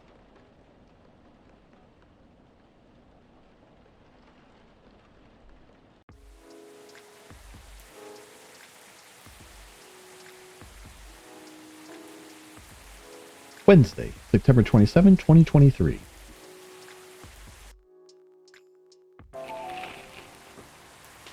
World Golem Culture Center grand opening to be held in Bhutan? Luna cell panel prototypes ready for first test. Oh, interesting. Newcomer progressive elven metal band Avatar tops US music charts. Avatar? Let's see. 5 of these. Let's get this out of the way.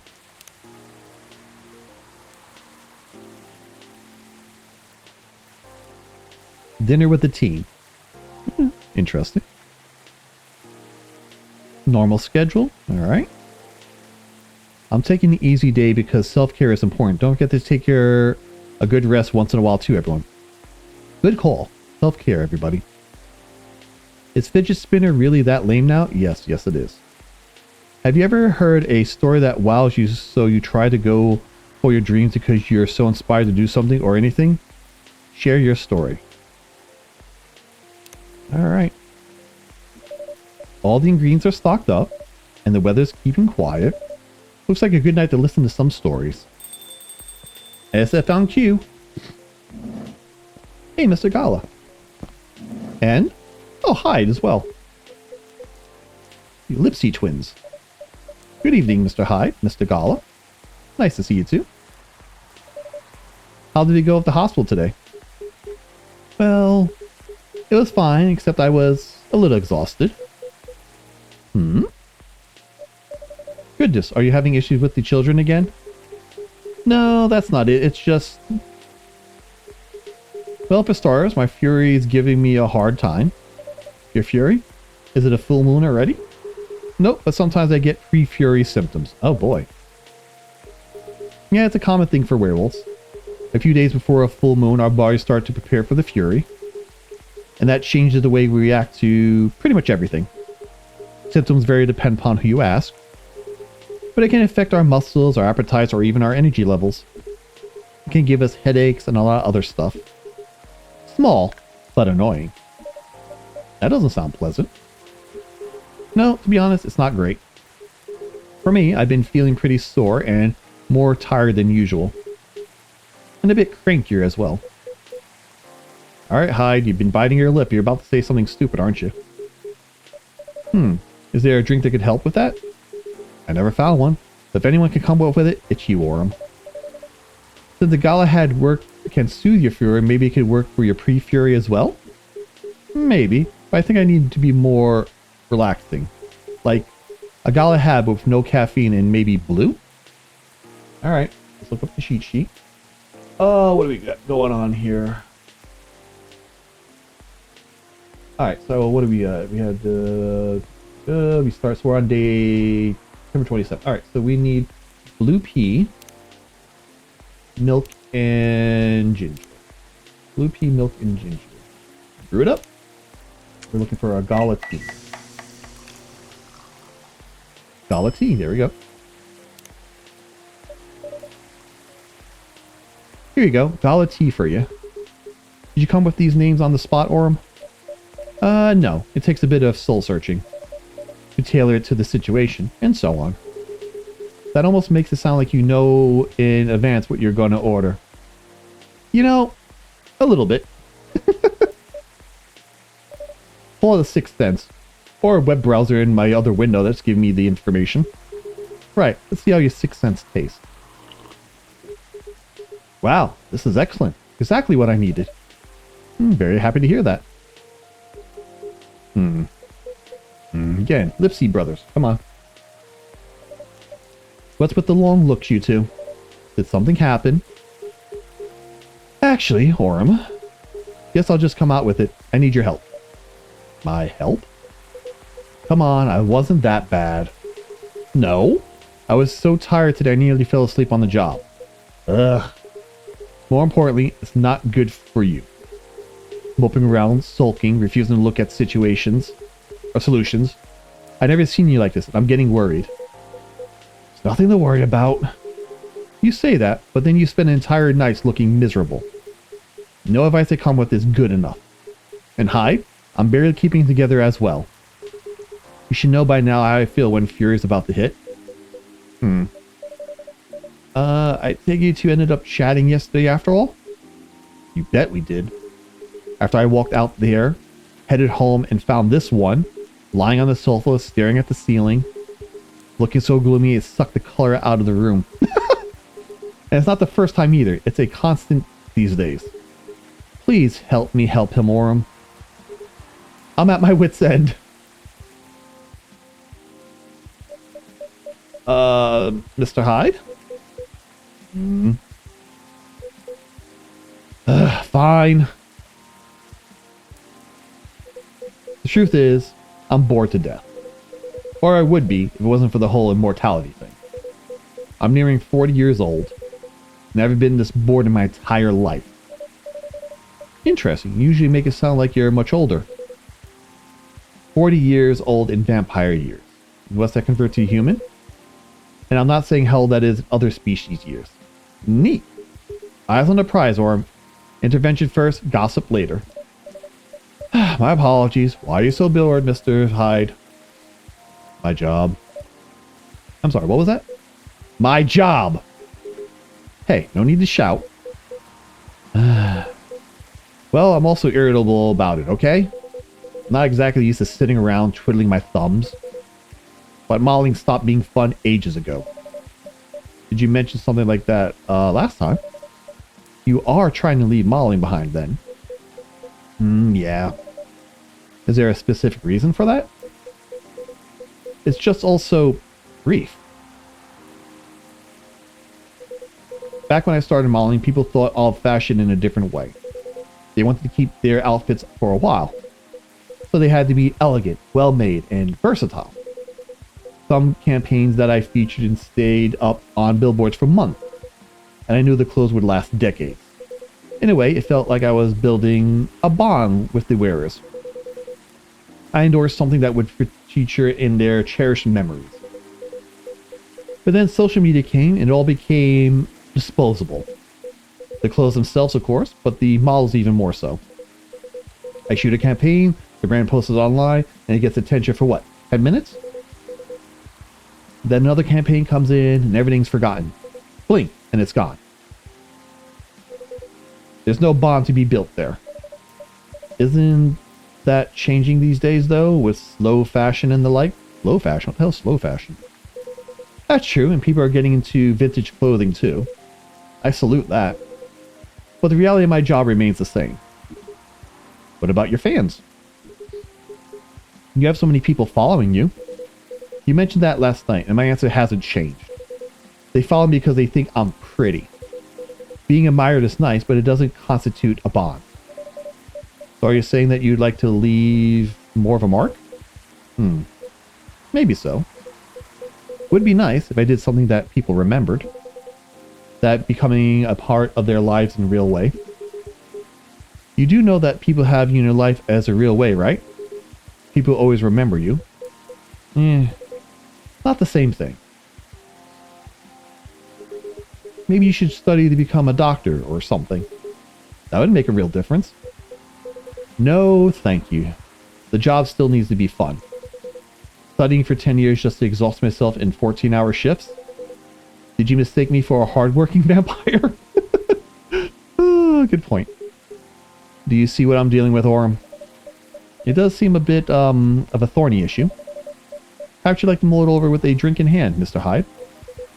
Yeah, that sounds good. Just make me something I like. Anything you've seen me enjoy recently or when we first met? Oh, okay. Cheat sheet. Alright, so we got him his gala tea. So this is coffee, coffee, ginger. Alright, so coffee, coffee, ginger. Right up.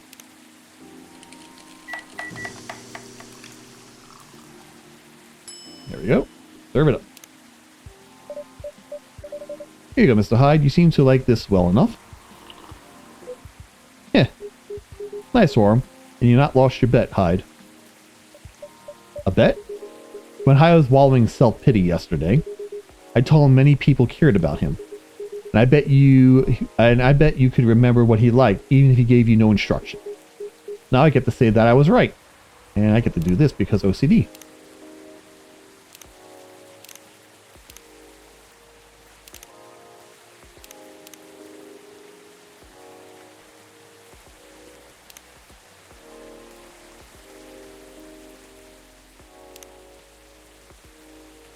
Alrighty. Boop. And Hyde gets to buy me dinner. At a place of my choosing. You're going to pick that horrible steakhouse again, aren't you? You know it. Have you ever won bets in the past, Mr. Gala? Let's see. You say it, Hyde. He won every single one of them bets we ever made. Wow. Yep. I'm this close to being able to buy a new TV with the money I'm saving on food. Just rub it in my face, why don't you? Oh, who's walking in now? Oh, it's Lua. Oh, hi everyone. Hey, Lua. Hi, Lua. Busy night, I see. Hi, Miss Lua. Busy and lively, just the way we like it. That's good. I'm really glad you're here, Hyde. I wanted to apologize for the other night. I was so excited to see you, especially since it's been so a while. But we ended up fighting with Bailey's instead. What beep now?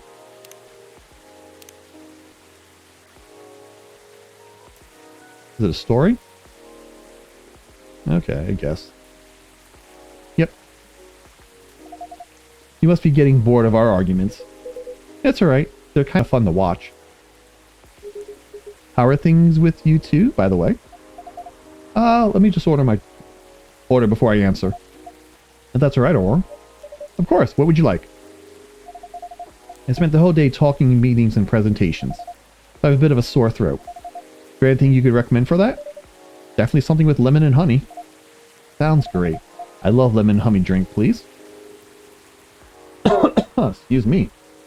Alright, so... Oh. Chocolate, lemon, honey. Alright. Chocolate, lemon, and honey. Interesting. Screw it up.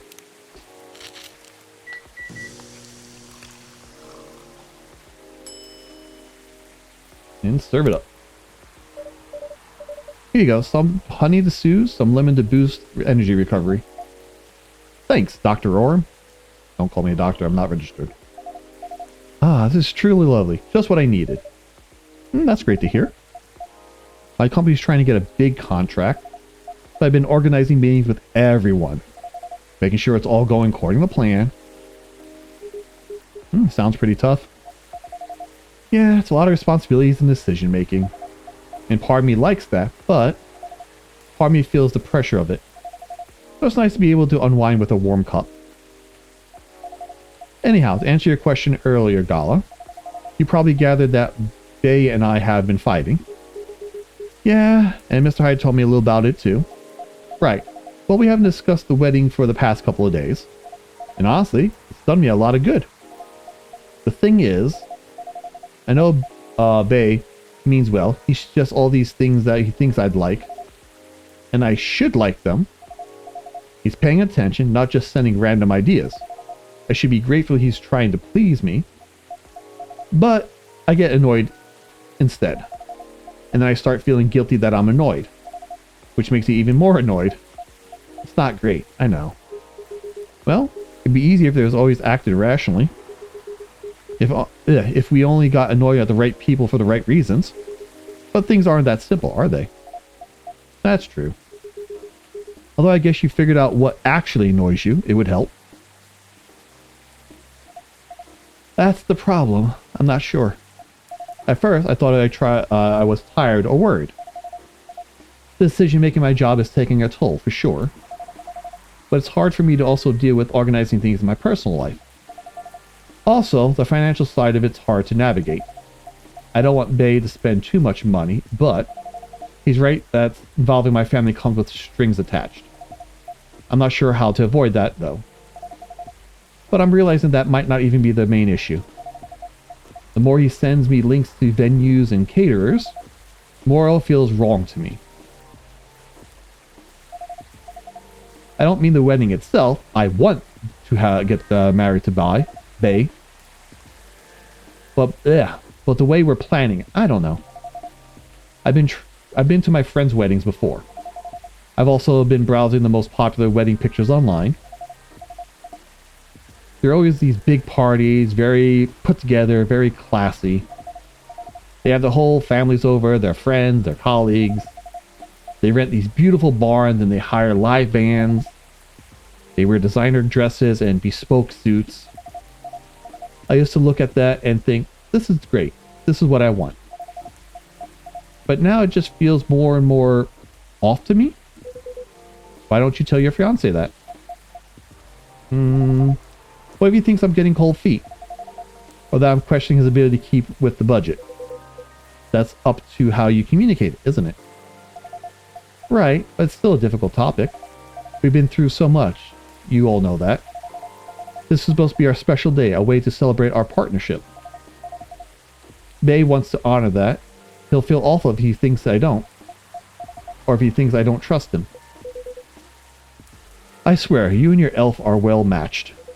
You always worry so much about what others think, instead of worrying about your own wants and needs. You do realize that it's the important bit, right?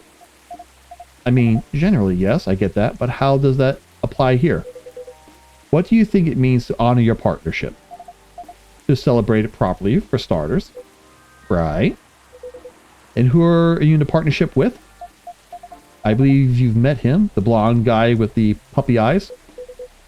Right, I'm glad you remember that, because you were making it sound like you're in a relationship with your friends who got married. And the strangers put wedding pictures online. Always so blunt and to the point, I love it. This is your relationship you're celebrating. Why are you so concerned with other people's weddings? Your specialty needs to make sense to just the two of you. Have it in trainers at a fast food joint if that's what you like. That way you can also take the budget out of the equation.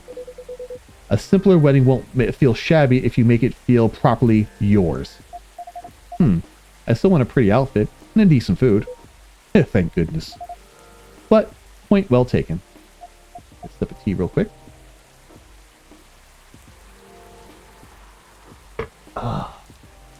It's just, a family might have certain expectations. Did they openly say that? No. Then maybe they do, or maybe you just think they do. The only way to find out is to talk to them. Besides, isn't Bailey's about to become your family? You sure are the only family he's got. I'm not saying to disinvite everyone or to fight with them or anything. But shouldn't you put their needs above your own? Oh, but you shouldn't put their needs above your own. Damn words. I really shouldn't, should I? You give me food for thought. Thanks, Hyde. My pleasure. There you go, Hyde. Maybe you should become a counselor. Amazing how you perk up when you give people advice. Oh no, am I spot on? He's going to become a counselor? Oh my god, that'd be amazing. Maybe she... Therapist, counselor, same vein. Huh.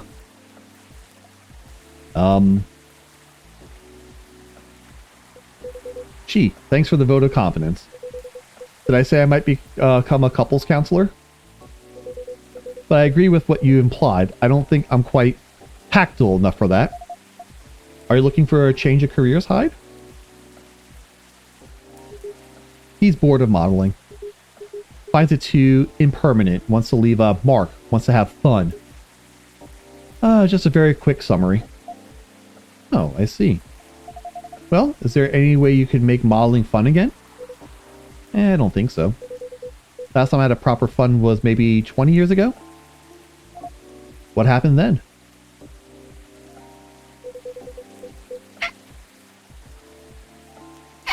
Excuse me. Whew. Was not able to mute fast enough for that. I was modeling a capsule collection for a younger designer. And she wanted to take her own pictures. She got a studio, lugged the outfits there, found someone to do the makeup. Then she whipped out an old film camera, a proper relic. I hadn't seen one like that since the 60s. My granddad has an old black and silver camera with 2 lenses. Was it something like that? Yep, exactly like that. She said she preferred it because of the way she captured the light, and also because it was a slower experience.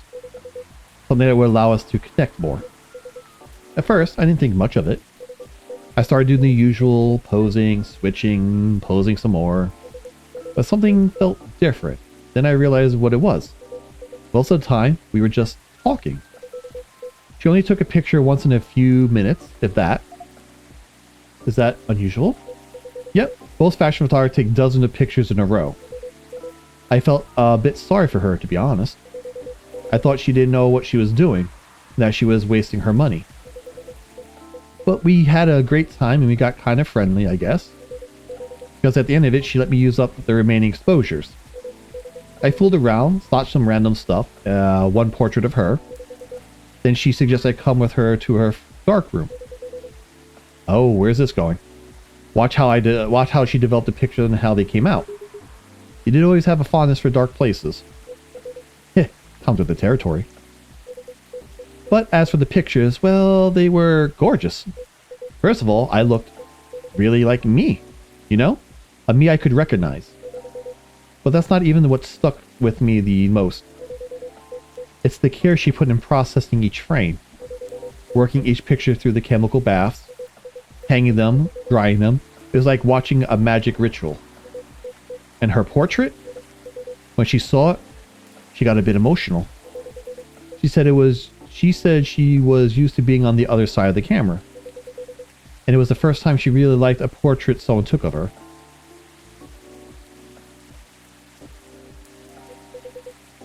I'm in a weird place these days. It's not like me to tell these kind of tales. Or to launch into sloppy monologues, really. Just forget it. No, I think it's a beautiful story. And it gives me an idea, I think, of another career for you. Please share, Lua. You'll be doing both of us a solid. Go on, then. Well, maybe it's because I've looked at so many of them recently. But apparently, film is making a big comeback for wedding pictures. It's what you said. It captures the light beautifully. And it's more personal, slower approach.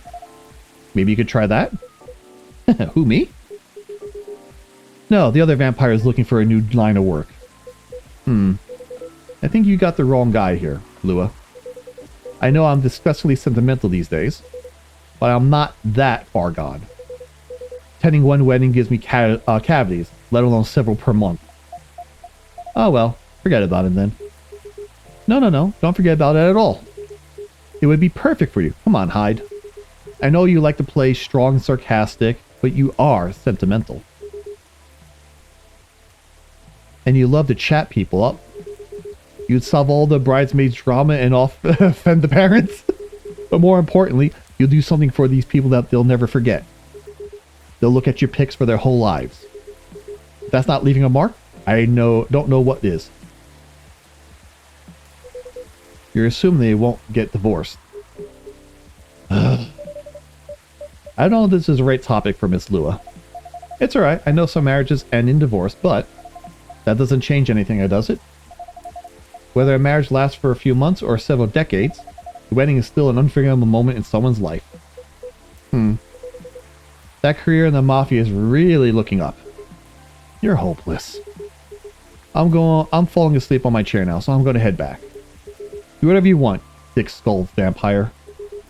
Just don't stay out too late, okay? Yeah, alright. That's my cue as well. I might have something to do. And maybe some talking. Thanks again, Hyde. And good luck. Hope your next adventure is a good one. It will be. Good night, Lua. Good night, Orm. See you later. Good night. You too. And then left alone with Mr. Hyde. Here we go again. Last one sitting. Indeed. Proper night owls. You didn't say anything about that wedding photographer idea. It's ridiculous, right? That's not for me to say, but I wouldn't call it ridiculous. Sounds like you enjoyed the whole film photography experience. And you love being around people, don't you? I do, sometimes. But I'm not a romantic. People get married, they think they're taking a first step into forever. Well, there's no such thing as forever. Everyone ends up disappointed in some way, and then, next thing you know... I don't want to sound too depressing. So you don't believe in love? Of course I do. But only in certain kind. You can choose to keep supporting someone to enjoy their company. You can do that for years with friends, family, lovers. But at the end of the day, you're still you, a separate person. And they're still them. There's no two souls becoming one. Not really. I know. The one time I tried, it really didn't work out. But do you regret trying? Huh. No, I guess I don't. It confirmed for me that marriage and the like, it's never going to be my thing. And there is freedom in knowing that about myself. It's given me a space to build other relationships that work much better. Hello, hello, who we got here? Hey Thorn, thank you for the raid. Give you a shout out over there. How you doing? What's up? What have you been playing? Oh, playing more of The Sims. How's that been going? Oh, I get a good stretch in while... Oh, got a few pops there.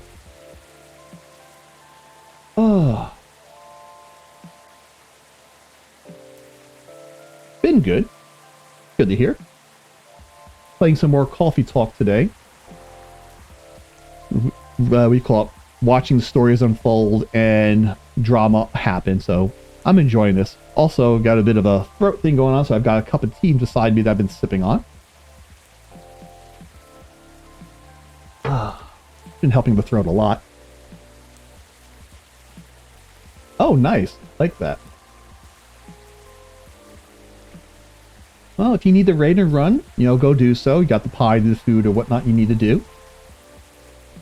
But if you want to stick around and watch me not voice act, but read out everything, you're welcome to do so.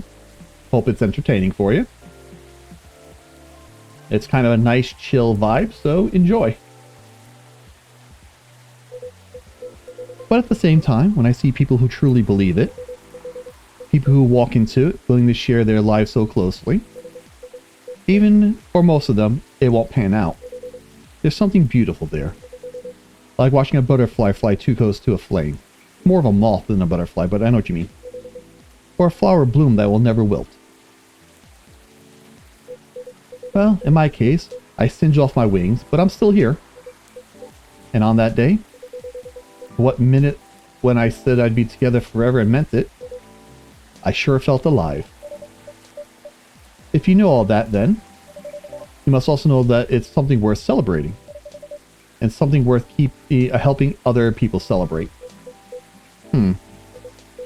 You're a tricksy one, Aurum. And I'm too tired to fight your logic. Which means it's time for me to head back home. Of course, Mr. Hyde. And I meant to say, I appreciate your one-to-one chats. Hope we can keep providing you with a comfortable space here. Oh, it's plenty comfortable for sure. Did Hyde tell you he's got his car? Yeah, so how he got his car. Yeah, I've got that story. That was a couple of nights ago. That rust bucket of a thing that he's sentimentally attached to. I find that story hysterical and comical. Besides, well, it all boils down to this, doesn't it? The way time passes for me is different from anyone else I know. Thank goodness, Gala is from a long-living species. But even then, he'll grow old before I do, eventually. The world changes 100 times, technologies will die out, new technologies will come. I will feel again the way I feel now, in a century, maybe two. And Lua and Gala won't be around to give me advice. The world won't wait for me. But you will, am I right, Aurum? Sure? That is very perceptive of you, Mr. Hyde. Heh, you've grown to know me quite well. Only fear that I know you a little in return. Yeah, I suppose that's true. So anyway, I'm looking forward to that. To continuing our story. It's nice to know no matter how much time passes, there's always going to be someone here rooting for me. Thank you for your trust, Mr. Hyde. We will make sure it's not misplaced. No, you will. And on that note, I'm going to go browse for some film cameras. What's the worst that can happen? Indeed. Take care of yourself, friend. And you as well. And OCD. Oh, I really like that picture. Where are the other ones? Is them the stories? Are you lost? Guess where I am. Because sure as hell I don't know where I am. Ay, ay, ay. Good job. The world won't wait for you, Mr. Hyde. But some of us will.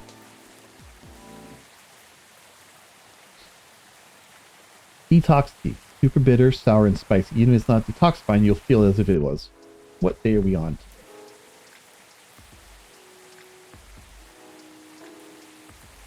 Thursday, September 28th, 2023. Okay, so we're on this day. Alright. Let's see what the headlines have to say. New image recognition tech confuses gnomes with dwarfs. A review. Robot asked to give ultimate advice. Elven burnout is real. Here's how to avoid it. Nothing too particular. Good evening. And who do we have today? Oh, Georgie. Officer, welcome. Hey, Orm. How are you doing today?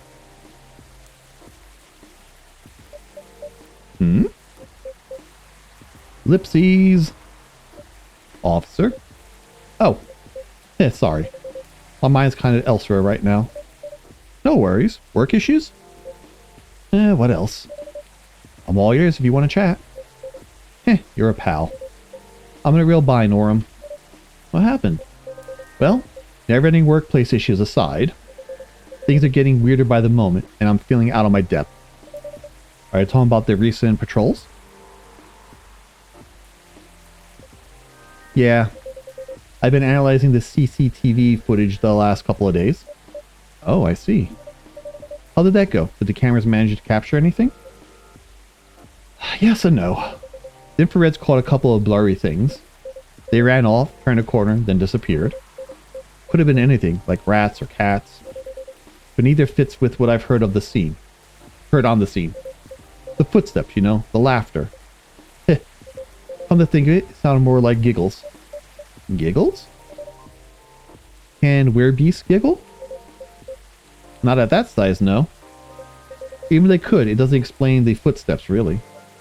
I see. So what's next? I have some ideas, but they're wild theories at this point. In short, I'm stumped. You know, Orm? I've been racking my brain ever since Miss Riona dropped the bomb about the fairies, you see. Oh? What about them? As it turned out, fairies was an umbrella term for many types of beings. Anything that didn't fit under the known physical rules at the time was referred to as a such thing. Oh. Does that mean banshees were part of the fairy folk? Probably. Not anymore, though. It's an ongoing process, but the list is getting shorter. Back then, any sentient being that was even remotely incomprehensible was considered that. And that includes apparitions. Apparitions? Yes. Apparitions like ghost. Perfect timing on the lightning. Ghost? Ghost! I see. What do you mean, I see? Doesn't it sound like a bad joke to you? I'm not sure I follow.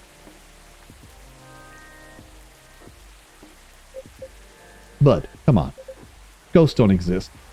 As we had a banshee, werewolf, vampire, satyr, necromenes, and everything else walk through that door, at this point, why not? Do they? Because if they do, all I can think about is that damn tree now. Oh, right, the tree. Does that mean it's haunted? It could be. Ugh. You okay? Don't get how you can be so calm about this. Huh? Well, why wouldn't I be? I mean, there have been all sorts of customers here. Some of them are so out of this world even. Sometimes literally. You're right. I guess you're not the one who's being weird here. Don't say that. Everyone has their own peculiarities. Peculiarities? I'm not sure about that word. It's a very big word. True that. If you don't mind telling me though, may I ask the reason you're so afraid of ghosts? Gosh, no. That's a long story. Not something I'm really to talk about anyway. That's understandable. All you need to know is my fear was never caused by actual ghosts. Oh? Suggestion is a very powerful thing, Orm.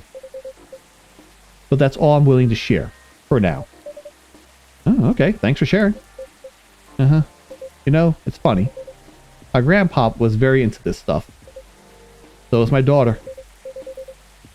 They're like my opposites. Very curious and fascinated by the unknown. Not that I'm not, mind you. It's just with my time as a cop and all, unknown variables usually mean trouble. I see, that makes sense. They're kind of people who would see things from nothing. And I mean that in the best way possible. Like, you know the Zen rock garden thing from Japan? They understand the Zen-ness of it. I don't, but that doesn't stop me from thinking it's chill, you know? I think you almost got it. Yeah? So I'm sure he and my daughter could talk about it for hours. Too bad he passed away before she was born. Oh, I'm sorry to hear that. Don't be.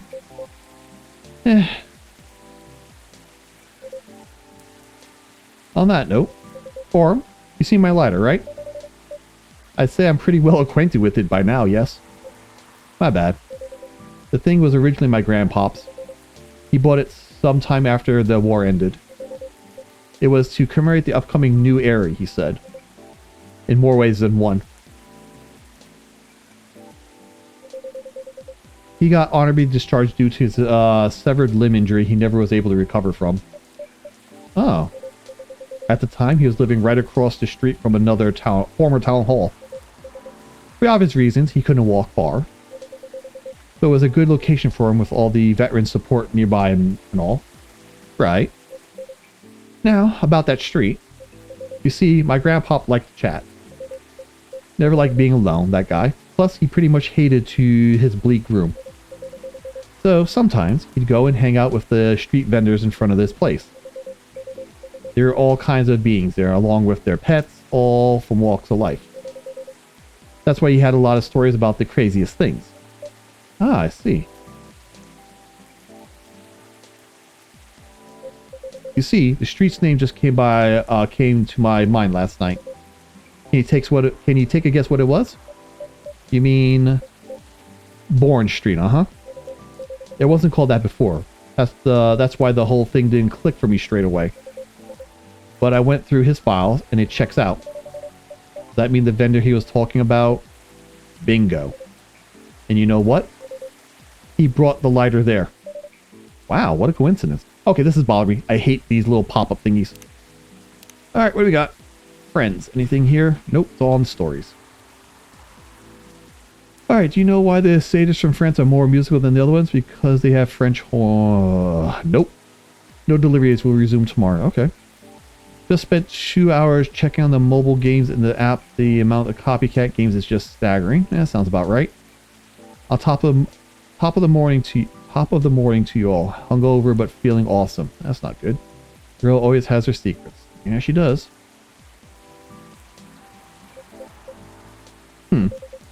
Are you sure it's only a coincidence? What do you mean? Come on. Ain't no way they're just coincidences, Orm. Everything is lining up too perfectly, if you ask me. Okay, think about what happened so far. It was my team that found out about the vandalism, or they dumped the whole case on me. Then my car was hit out of everyone's. Right. Then my luck started tanking. The broken mug, the fan, the black cat. There's tons of weird stuff happening in the past week alone, you see. Right. Then one thing led to another. My team was chosen to lead the investigation. And tell me, who's in charge of the case? Me. Then there's this Banshee lady, your patron, with some information I would have never thought of. The dead tree stuff, the fairy market. Information wouldn't even have remembered on my own. Right. And now we know why I keep losing my lighter, right? How are they not connected? Tell me. Well, if you list them in order like that, I'm telling you, Orm, the place is calling for me. The case is made for me. But they picked the wrong guy. I'm just real bad at dealing with spooks. They make me question everything I've ever known, you know? Always thought you're pretty good at handling ambiguity, officer. Not when it comes to supernatural stuff.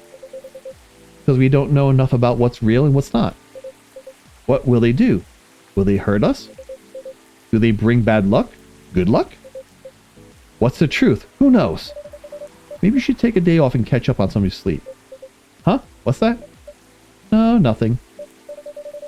You know, another patron of mine was suggested a documentary to watch. Yeah? The focus on interesting drinks from around the world. You could maybe find something from the mundane to the extreme. From local comforts to really special stuff. I kept thinking one particular drink might interest you. Oh? It's something like a protection drink. Made of coffee, honey, lemon, and a slew of other ingredients. Huh. Protection from what, though? From evil spirits and bad luck, I think. Maybe it'll help ease your mind a bit? Ah, gotcha. But Orm, even if the whole situation is haunted, there shouldn't be any evil spirits. Right? I wouldn't know. But I might need your lighter. For what? Well, the drink needs to be lit up.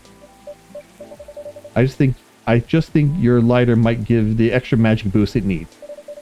Compared to just using a regular flame, I mean. Heh, what are you going to make me anyway? Nah, I trust you. Here. I got his lighter. Yeah. Okay, then make me this magical drink you learn, Orm. Alright, what is this magical drink? Alright, so... where am I? Alright, so... coffee, honey, lemon. Alright, so... coffee, honey, and lemon. Brew it up.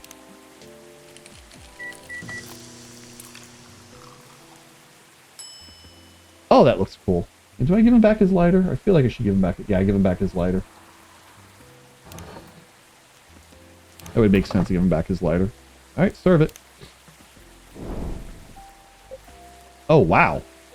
See, as someone that works food stuff previously, not like officially, but like off-book kind of food stuff, you never give anything to a person that's lit, because then you're responsible for their stupidity. You always blow it out if it has to be lit on fire or anything.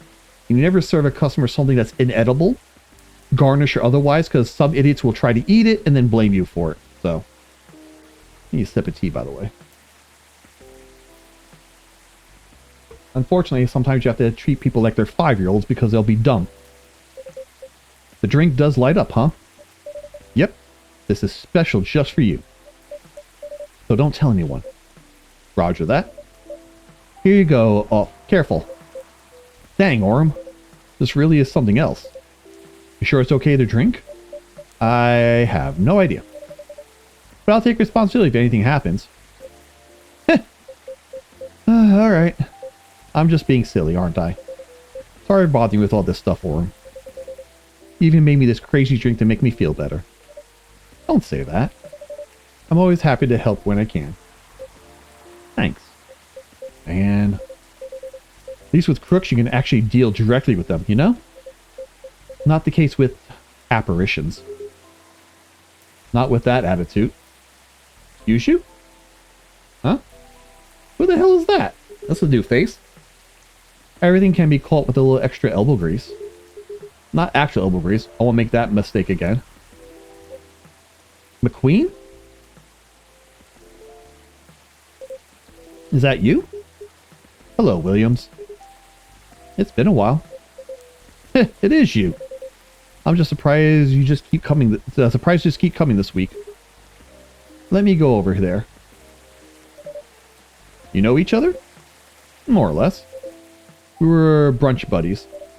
Brunch buddies? Brunch buddies. I feel like I meant to say brunch buddies in the same serious tone. But I don't like to talk about it. It still gets nightmares. I feel you. I wasn't sure we were going to make it out alive. We were truly the lucky ones. Without a doubt. I'll just take both of your words for it. Good. Because I don't like to talk about it. So what brings you here, detective? Surely it's not the coffee. Screw you, Georgie. Secret police business. I've not read the briefing yet. But enough about me. Tell me about your supernatural problem. Yeah? You need to bust a ghost? Who are you going to call? Oh. Well, busting might be a bit much. I was just talking to Orm about getting over my fear of that stuff. And ghosts. Something like that. I'm weak against ghostly looking stuff. I get freaked out easily. For example, I admit I got a little spooked by what happened on Bourne Street the other day. Ah, I remember that. Yeah. I know very well unchecked fear leads to prejudice. That's why it's a no-no in my book. It even pains me to admit that out loud. Sometimes the toughest case to crack is ourselves. Other times, it's ghosts. How do you do it, detective? Your cases, man. I probably have lost all my hair by now if I were you. I try not to think about it all that much. And when I do think about it, I think, who else will do it? Nobody. That's who.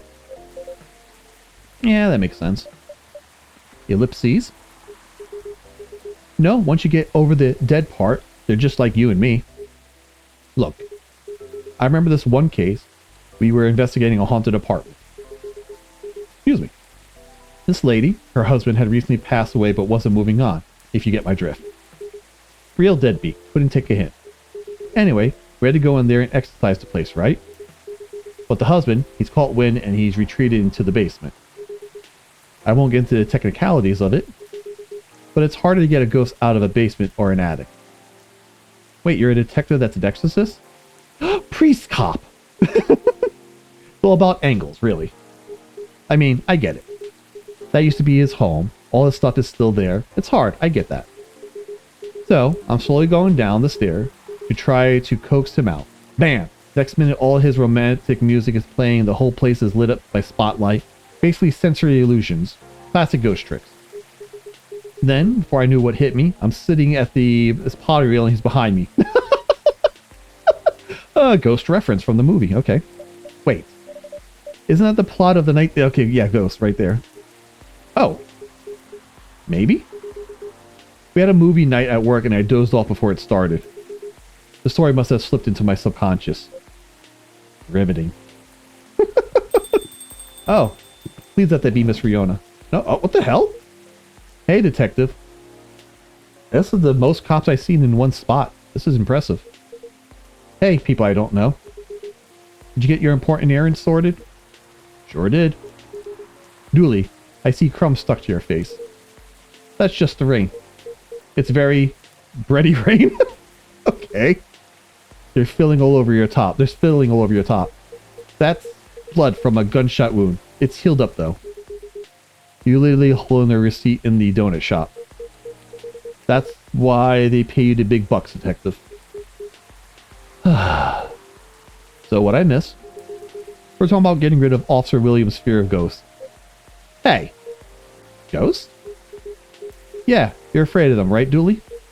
No idea. Never met one. We stopped a ghost riot. Ghosts aren't real. Huh? So you don't need to be scared of them. Easy. There you go, I guess. Or that wasn't much help. Nah. What you said, they're just like us. That's a good thing to be reminded of. Exactly. They used to be alive, just like us. As long as they don't try to eat / possess / violently murder you, you should be fine. Very reassuring, thank you. Just talk to them. Feel their culture, listen to their issues, and spectral wails. Treat them like any other person.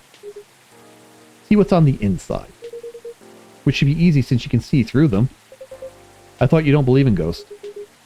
It's best not to overthink things, he says. I certainly don't. You are a very head-empty person, aren't you, Dooley? Huh. Well, thanks for the advice. I think I'll help. Our pleasure. Now, Dooley, I think we should read that case briefing and find out why we're here. I already did. Oh? Turns out we're meant to arrest the person driving the taxi. Huh? Instead of taking it all the way to Seattle, yes. Why? The driver was a chupacabra.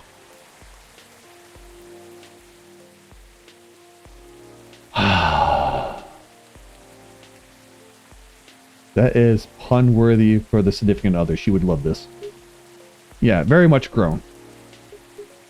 Okay, let's get out of here, Dooley. Good luck, officer. Thanks, McQueen. A lot. You too, Officer Dooley. Bye, guy. Good luck with your rat problem or whatever. Bye, Coffee Wizard. Coffee Wizard. Oh, I love it. Coffee Wizard. Oh my god. Take care?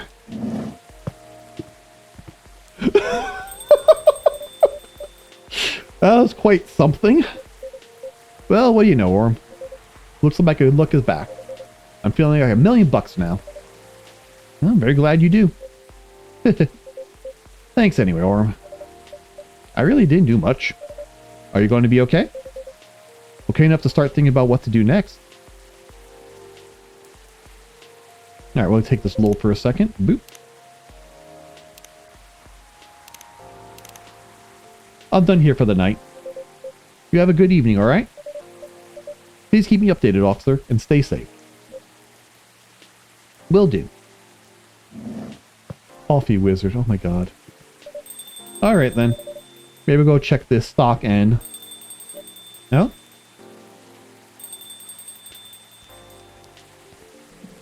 Is that Aqua? I heard wet footsteps. No, it's her. Miss Fiona, welcome. Hello. How's the traffic out there? It's a mess. There's construction work taking place on Lenora Avenue. Oof. Could imagine the gridlock already. Fortunately, I have no deliveries to make today. That's great. I'm happy for you here. So, anything I can make for you this evening? I like something for my throat. But I appreciate a cup of tea infused with some lemon and a touch of honey. Alright. Alright, what do you got here? Tea, lemon, and honey. So, tea, lemon, and honey.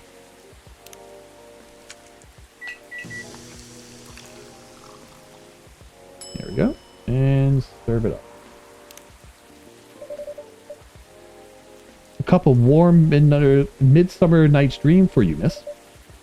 That's what we call it here. How whimsical.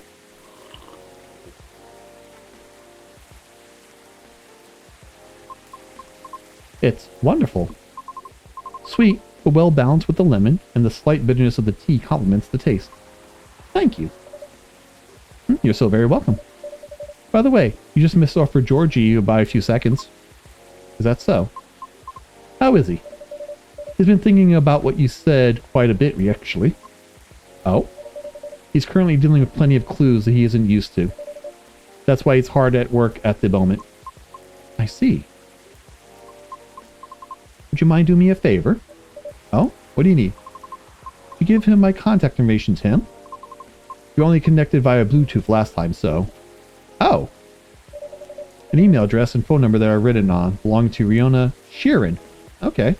More sure that's a reference to a singer or something, I would guess. Yeah.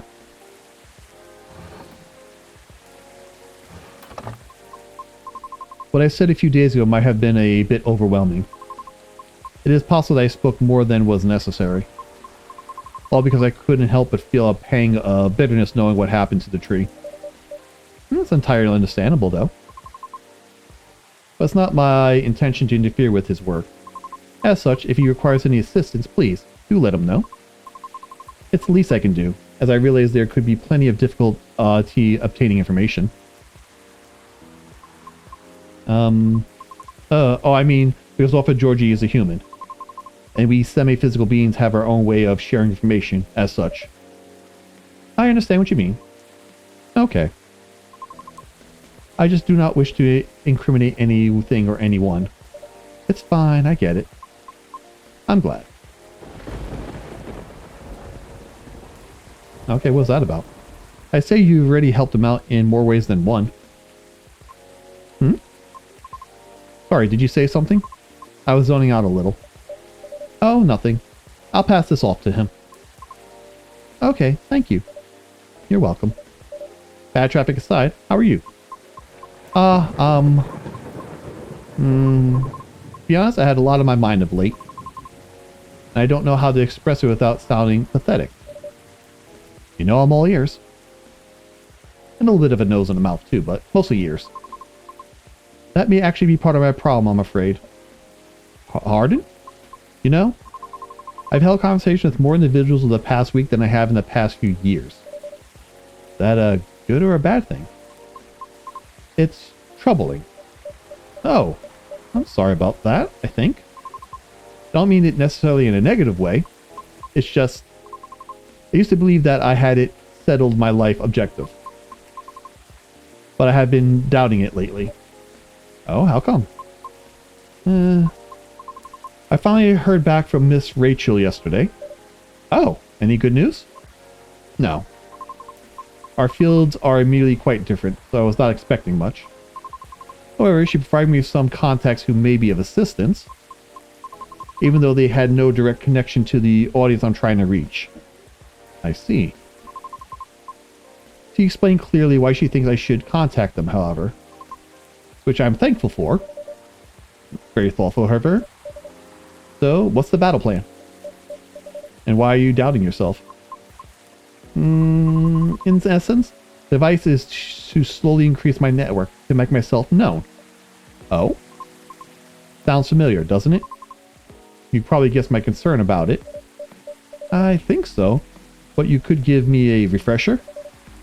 Just so I don't misunderstand. I feel like that would be a shortcut, so to speak. Right. She did, however, remind me of an important and humbling fact. What would that be? Oh, but it is not guaranteed you'll get anything out of it, don't you think? Unless you're really, really sure of the so-called shortcut is 100% going to work.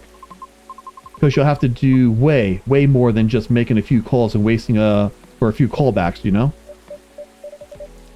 I'd say that's a decent impression of her. Thank you. After that, she told me a story about her early career experiences, both the good and the bad. Getting noticed is truly only the beginning. Then it's either a matter of letting your talent speak for yourself, or you go out there to develop connection with the right people. Even then, there's still no guarantee of success. So, after listening to her explanation, I respect Miss Rachel's determination. I can certainly see how it worked out for her.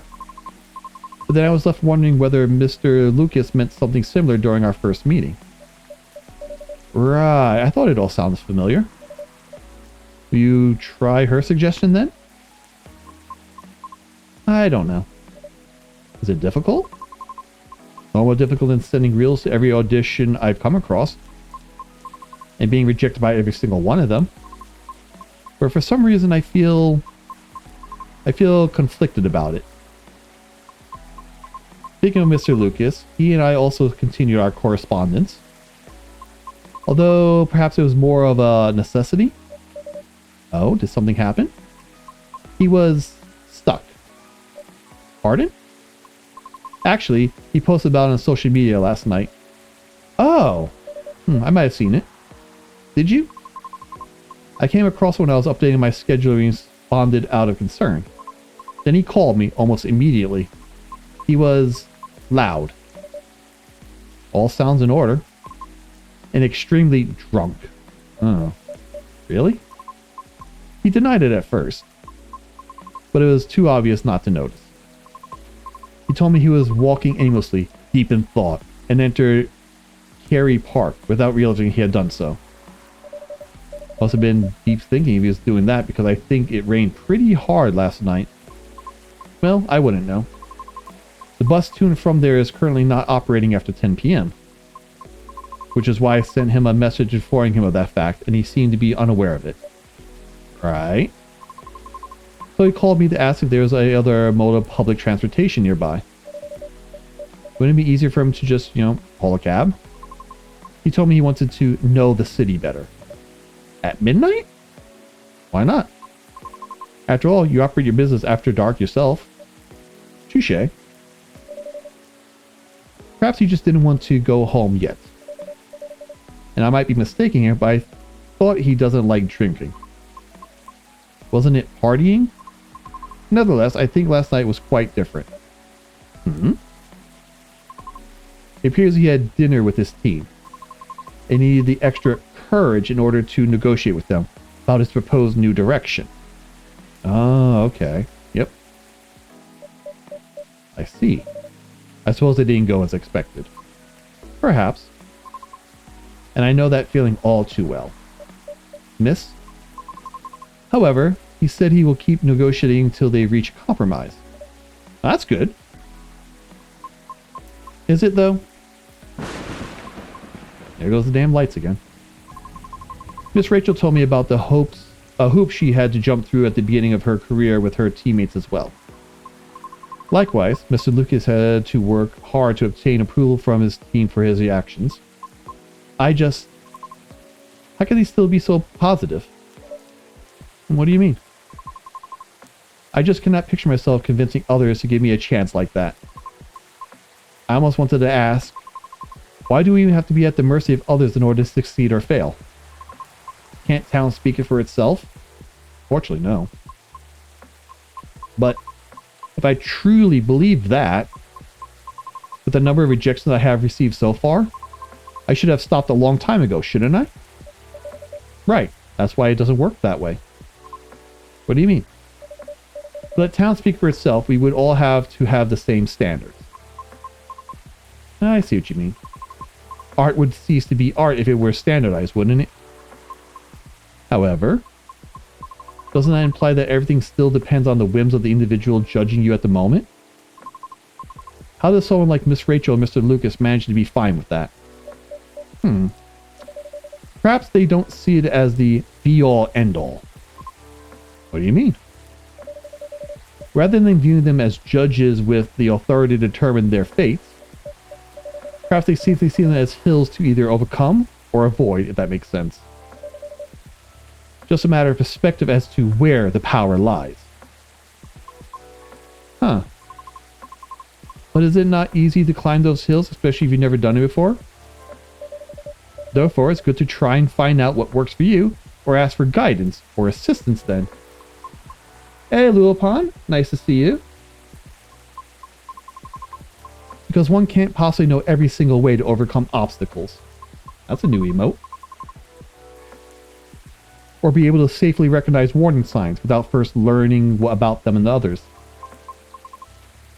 Is that what you're referring to say? Hope the day's treating you well, Lulapon. What you been up to? Anything fun lately? Playing some more coffee talk at the moment. I redeem a stretch and a hydrate. Fair enough. Alright, gotta go stretch it. Oh, there goes the back. I swear, if I ever get to that status, that's gonna be one of the few things I put in there. Is definitely a hydrate, a unshrimp. Oh! I did take a sip of tea at the moment, so I'm kind of full, but I will take a small sip just for you. Oh, I love this hot plate. It keeps my tea nice and warm. I see. Still. More ellipses. Miss Fiona? Yes. Sorry, I got a bit lost in my thoughts. You're fine, I promise. But speaking of Mr. Lucas, what happened to him after the call? I picked him up and drove him home. Whoa. I thought you were located in Bellevue. I am. But I still had unfinished business in the downtown area. Moreover, he suddenly began singing quite loudly nearing the end of our call, which led me to conclude that it would be best for me to go and fetch him. I'm vibrating. I'm spending the time with friends, and I saw you online, so I'm gonna lurk. It's my friend's birthday right now, so I'm just doing a birthday stream. Oh, cool. Well, thank you for the lurk. You're always welcome to hang out. I think I do have a lurk command, but I'm also... Why are you vibrating? Are you just that happy, or have you imbued some energy drinks? And by the way, wish your friend a happy birthday from the random wolf stranger online.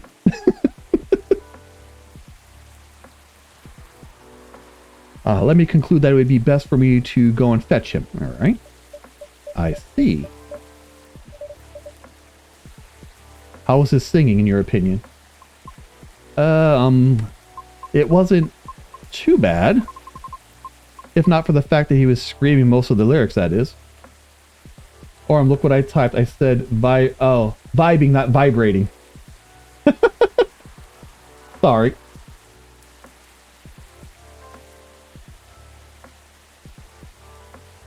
Okay. Let's see here. Well, his hoodie was soaked when I arrived, so he had to take it off before getting into my car. Why would you have to take the hoodie off? Huh? That makes no sense. It's all good, alright.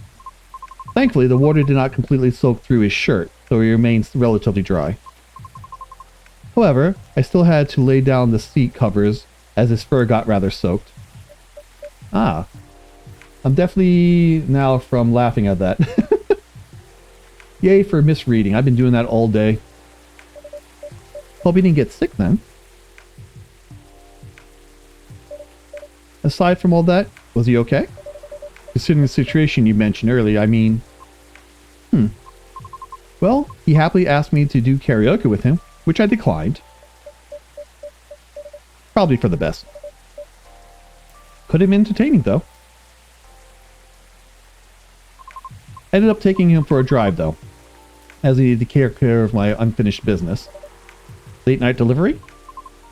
No, I was buying a pie. Ooh, what kind of pie? At midnight?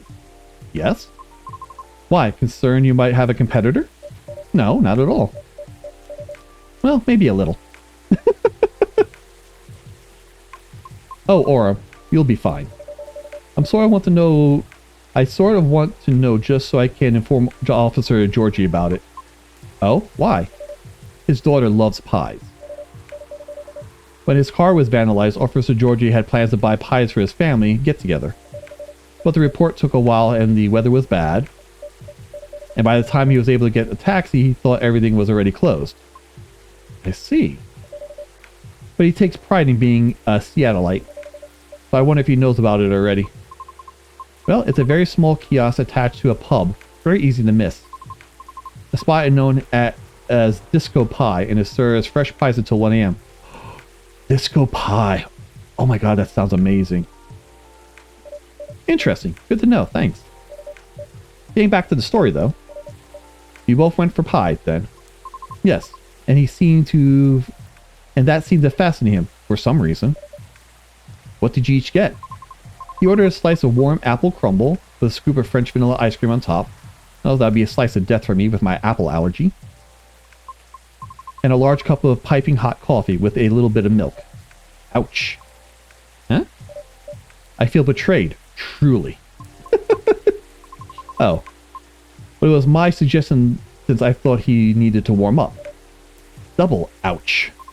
I apologize. I'll live. A little piece of advice though. A glass of warm water might be better for the inebriated. Coffee's not the best at retaining fluids and thus preventing hangovers. Oh, that's really good information to know. That is really true. If you want to warm some up, warm water, because water will better hydrate. Or if you can get like something with electrolytes and stuff, that'll help too.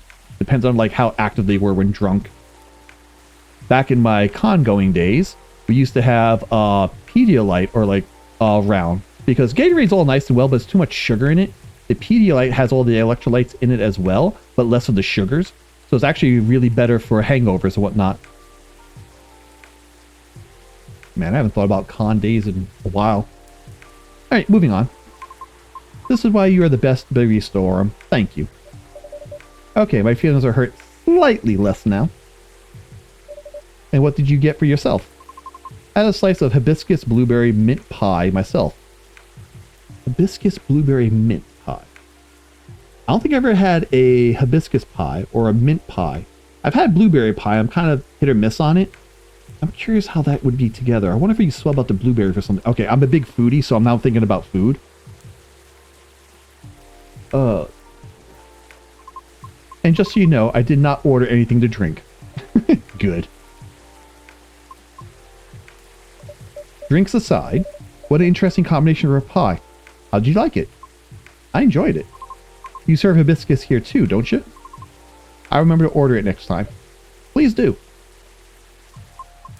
And so we continued our conversation afterwards.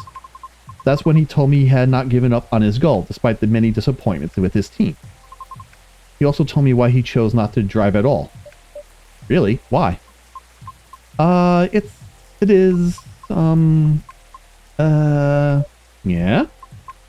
On second thought, it may be better to hear the story directly from him another time.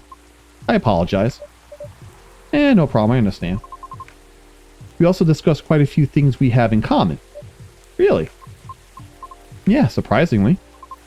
And before we knew it, it was already nearing 5 a.m. Damn. Must have been a gripping conversation. I'm not sure. However, his exhaustion seemed to finally catch up with him then, so I drove him home. Aren't you? Well, aren't you tired as well? No. Well... I should go now. Alright, will he be okay? I have a lot to think about. Thank you for being patient with my concerns, Orem. No problem at all. Anytime. Have a good evening, Orm, then. Come back again soon. Stop taking my cups. Leave the cups behind, damn it. We gotta click this real quick because I hate... Or maybe not. Oh, what day are we on today?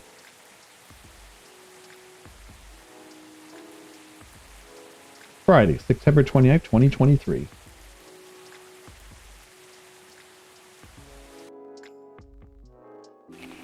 What do we got? Alien sightings increase. Is this an invasion?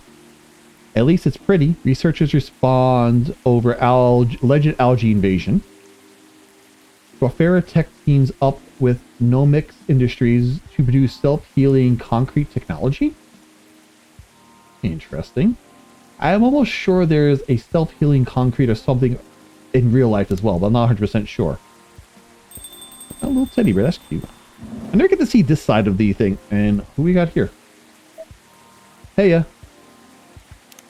Did I glitch the game by clicking this when it was out? Well, let's go do these real quick. There we go.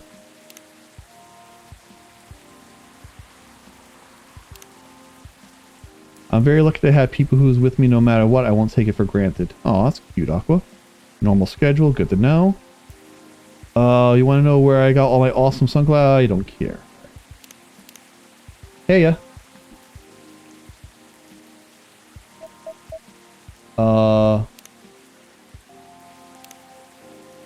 I'm gonna save my game real quick for a second. Then we're gonna go to main menu. And we're gonna continue and see if that fixes that. I don't think I'm supposed to be that far out. Knock knock, anyone there? Oh, okay. Mr. Bailey's, hi. I don't care for the second game. Really? You're not a big fan of Hibiscus and, oh, I forgot the second part of it. And butterflies. I'm sorry, didn't hear you come in. Okay, so I was distracted. How are you tonight? I'm alright. But you look pretty distracted. Penny for your thoughts? Ah, you can have them for free. I was just pondering the hidden side of things. How different the world is under the surface compared to what we think it is. Yeah, the item thing made it too complex. I understand it's a weird mechanic. So I don't know. It is a kind of a weird mechanic. Oh, I was supposed to give that to somebody. That is blue card with phone. I'm supposed to give that to somebody. Oh, that's gonna bother me. It's a weird mechanic. I think it's kind of just added on to differentiate this game from the first one. Otherwise, it kind of would have been a wash and repeat of the first one. So, I'm curious to see what they'll add into the third one, the Tokyo one. If there'll be a different mechanic at all, if this would make a return, or if there'd be something different. Ooh, if we had coffee, we have tea. What would be the next thing they could do? Maybe some cold drinks. Maybe not something not like a soda fountain, but maybe like milkshakes or something of that nature. That'd be fun.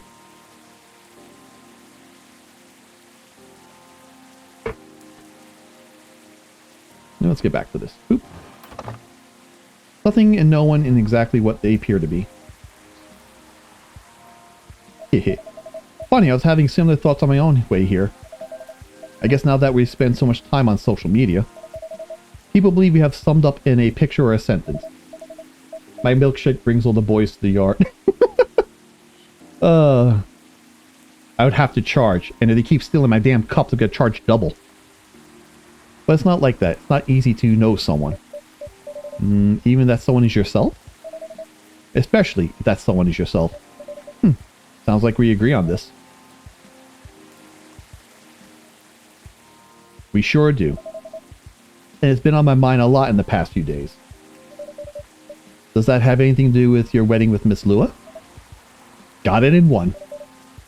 How are things on that front? A few days ago, we decided to take some time apart to think. That sounds ominous. No, I don't mean it like that. It wasn't a breakup or even a break. Phew. We've been through so much, there's no walking back on our relationship now. But sometimes you're so together that you lose sight of the big picture, you know? I think I see what you mean. So we decided to give each other a little bit of space and figure out what we really wanted out of our wedding. And more importantly, out of our marriage. I see. Have you made any progress on that front? Do you want the short version or the long version? I'm always here for the full story. Alright then, I'm going to tell you everything. But I think I should order first. Sure thing, what can I do for you tonight? I'm not feeling fussy. Anything warm would do. So, anything really. Makes sense. What about some herbal tea then? Hibiscus? Butterfly pea? Butterfly pea or hibiscus sounds great. With milk and honey, please. Alright, so let's see here. Where are we at? Alright, let's see here. Alright, so blue pea, milk, and honey. Blue pea, milk, and honey. Screw it up.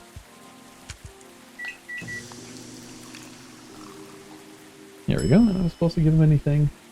No. Alright, making sure. Oop, and oh, I can do I get to do a latte art. I haven't done this in a while. Alright, let's pour the milk.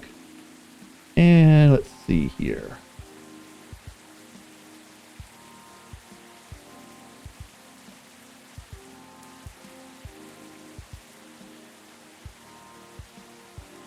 And then let's etch it.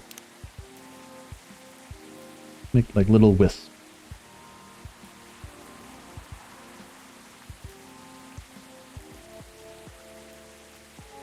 And we'll etch this downward. I don't know what I'm making, but it looks like a thing.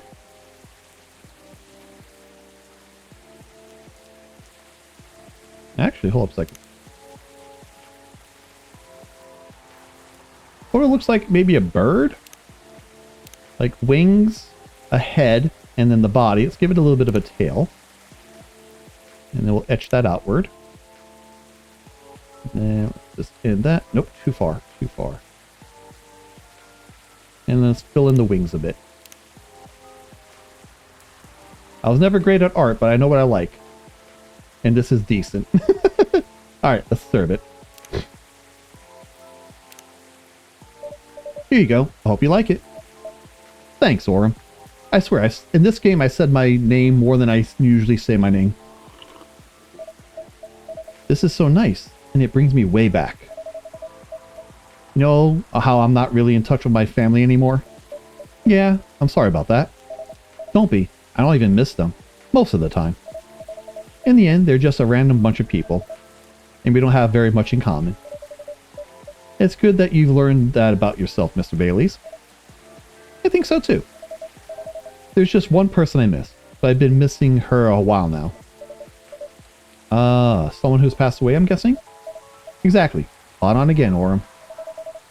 I used to have a very close friendship with my great-great-aunt. When I was little, my parents fought all the time. I still remember in my bones how that made me feel. The fear that one of them, or both of them, would walk away and abandon me.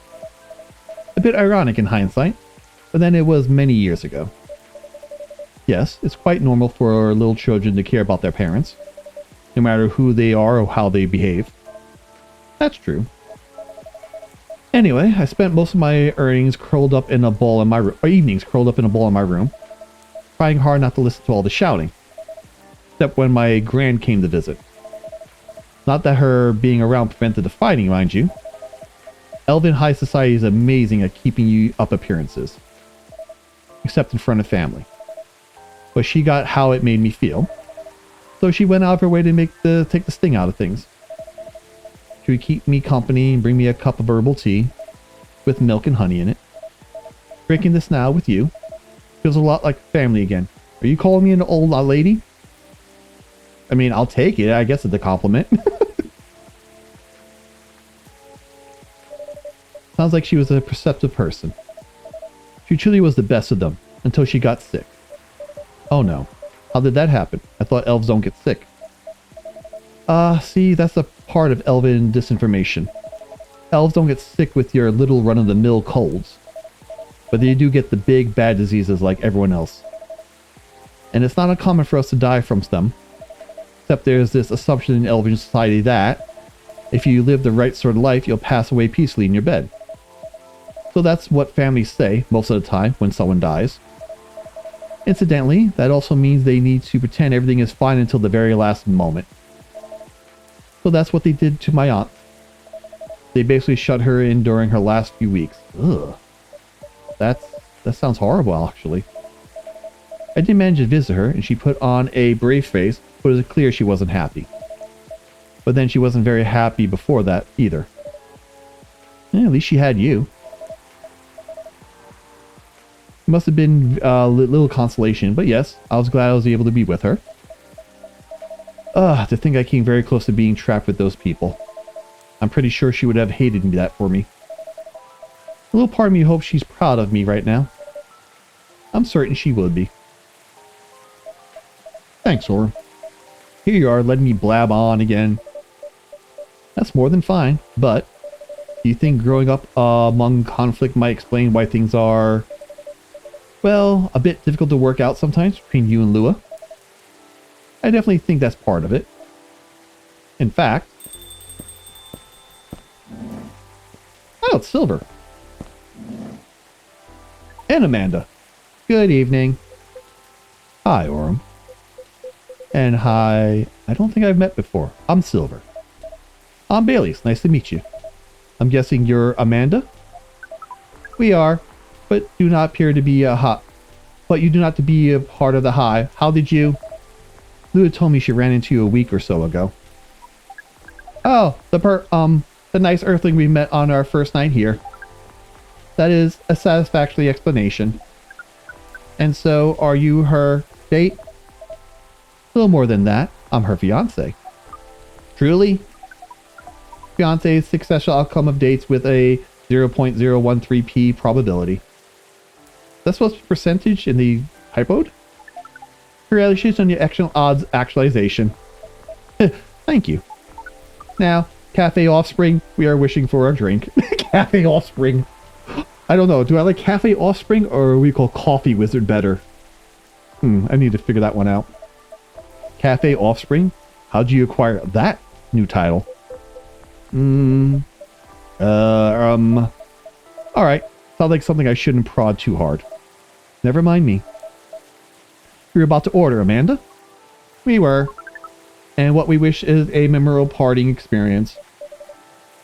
I suspected something like that. Last visit in a while, huh? That is accurate. I take you've completed your research on Earth? Almost. We are quite satisfied with the outcome of our mission. Interesting. Sounds like there's a story there. But first, tell me, what sort of experience are you after? We wish to have something that we have never had before. It's time to get creative then. Yes. Take care not to refuse any ingredient, or reuse any ingredient you have served us in the past. Time to break out the cheat sheet. Alright, so Amanda. Let's see, we're on the 29th. Alright, so that is Hibiscus Milk. Alright, Hibiscus Milk. Brew it up.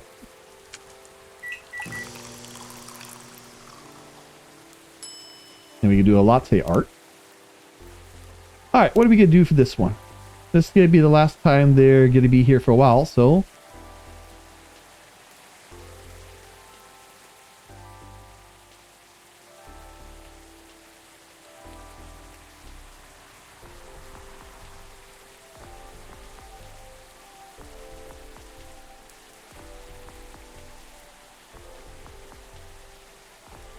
Let's just fill that in.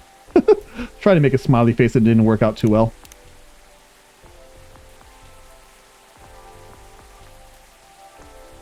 We'll just swirl that up a bit.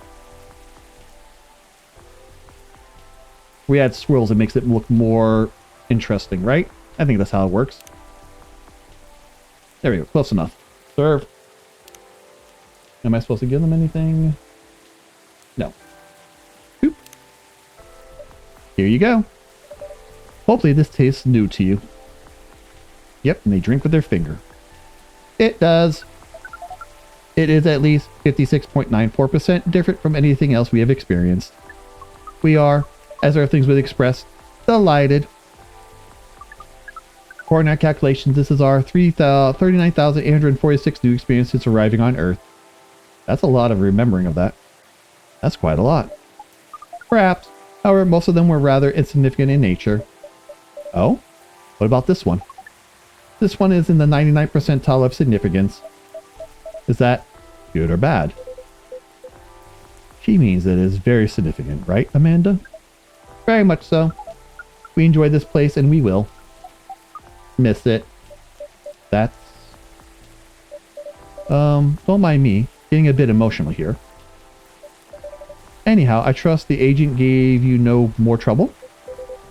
Ah, that was quite close, actually. We had a little brush with the authorities, you see. Yeah, Lua mentioned that. He made her really angry. She was still seething when she came home that night. Ah, please tell her I'm grateful for that.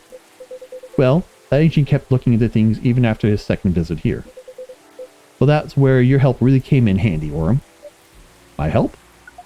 Yes, the card you gave off the agent. We asked for your help from an associate to run it through the mine you call computer. Once our contacts of the card had been concealed, we analyzed the language of its communication, which is quite an interesting mix, if you may say so. It is roughly 60.0923% syntax and 39.077% mathematics. Then we led a polynomial time attack on its encryption, expressing the ciphertext as to the point. Amanda managed to get into the fire system. She obfuscated all mentions of any of us or saved beyond recognition. And some totally legit orders came in to send the agent to Europe on an urgent mission, which should last no more long than enough for them to forget about us. Whoop, that sounds incredible. It does sound thrilling. It is a very simple matter of applying hive knowledge. Be that as it may, great work, Amanda. We are pleased. Amanda is amazing. But let's not forget who got the card in the first place. You really helped us out there, Orm. Thank you. I'm glad to hear that, and very relieved. Yes, we have thought on it for a while, and we have decided we do not care for that sort of excitement. Not if it makes our siblings so sad. You really gotten the hang of emotions now, haven't you, Amanda? Thank you, Offspring. In that, if that is the case, we are content. That means our mission is well and truly accomplished. Did you come here specifically to pick up Earthling emotions? No, we came here for the purpose of general Earthling research. But it appears to us now that emotions are one of the most interesting aspects. We will be submitting you call it, academic paper. Uncontrolled stimuli and reflective nature patterns, deep level communication in hive versus non-hive species. Wow. That's how you know it's serious research. I didn't even understand the title. Amanda always was always the brains in the family. That wasn't your only mission though, was it, Amanda? If you're leaving, does that mean... Yes. Pearl and I did go out on a date. Right, you're looking for love, aren't you? I am. I was, I think. I think I may have found it. Wait, wasn't the first date a really short time ago? Just a couple of days ago. I've been waiting a while and really think this is it. When I took up the mission from the hive, I came to Earth. And during the entire process, I changed and changed. What I was hoping was that someone would see me for who I am. And I really think she does. That's so great, but I'm curious, doesn't being in a hive provide that experience of feeling seen? It does and it does not. And in fact, we hope that is something our research might improve. The hive sees thoughts and desires honestly, but it is not capable to communicate the reasons for those desires. The emotions, as it were. We do not dwell on those, nor will we start to do so in excess. But it seems to us now that they might be worth conveying, at least to some extent. Yes, what Amanda said is part of it. I was very unaware of my emotions when I first came to Earth. And I was clearly bad at communicating them clearly to others. In some ways, I still am. It will always be harder for me to grasp them than most people. But when I started to understand them, I was both fascinated and scared. Which is not an uncommon experience, I think. It's really not. It requires a good deal of courage to look at your emotions honestly. It certainly requires some time. And even more time to find someone who can really look at them with you. Not get scared and take them as they are. Someone who can see you clearly and kindly. It is a precious thing when that happens, huh? A rare and beautiful thing. Has that been your experience with Lua? It definitely has. Almost forgot how much it mattered too. I'm lucky I have found good friends who remind me of that. So, does that mean you and Lua found some answers? Lipsies. Oh, the heck with it. I can't hold my tongue any longer. I'm sorry to interrupt your goodbyes, you guys, but Orm, I'd like to officially invite you to a little surprise ceremony, which will take place in 3 days hence. Oh? Wow, that's some dancers indeed. Yep. Taking a little time to think really cleared our heads. We've gotten bogged down in all the details, and our own insecurities, to be honest. So we decided to make it simple again. No fuss, no massive expenses, nothing like that. Just us, our closest friends, our closest family members, whether we got them at birth or we chose them ourselves. I am very touched, Mr. Baileys. Ah, come on, Orm. You know you mean a lot to the two of us, as does this place. Speaking of which, I've also had Hyde's invitation here. Oh.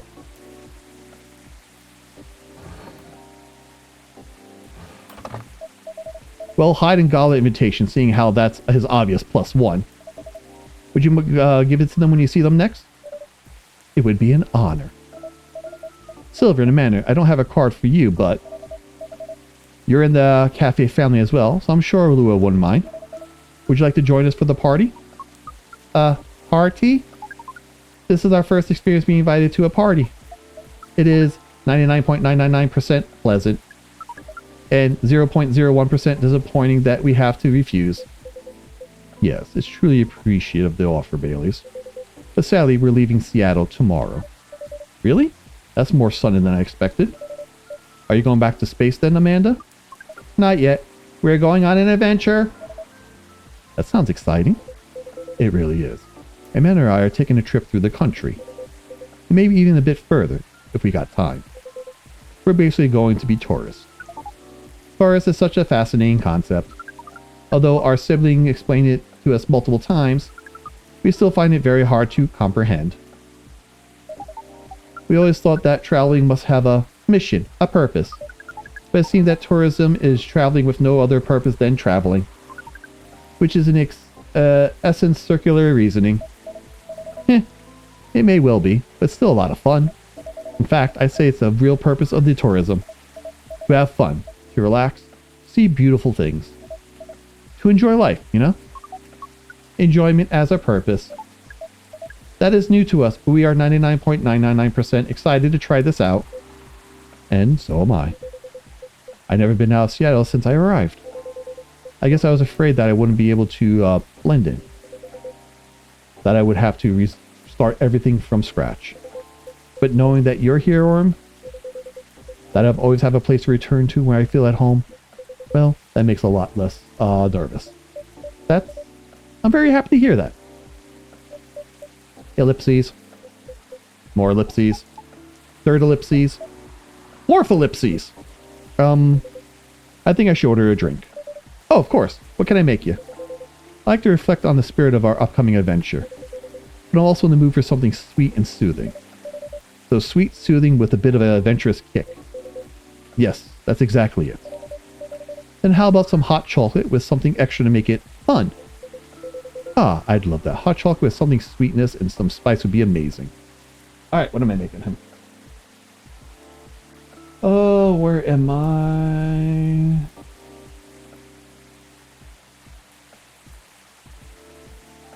Chocolate, honey, and ginger. Alright, chocolate, honey, and ginger. Brew it up.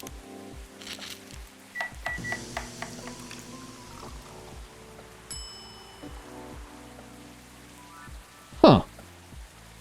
Not enough digits to be a IP number for a computer.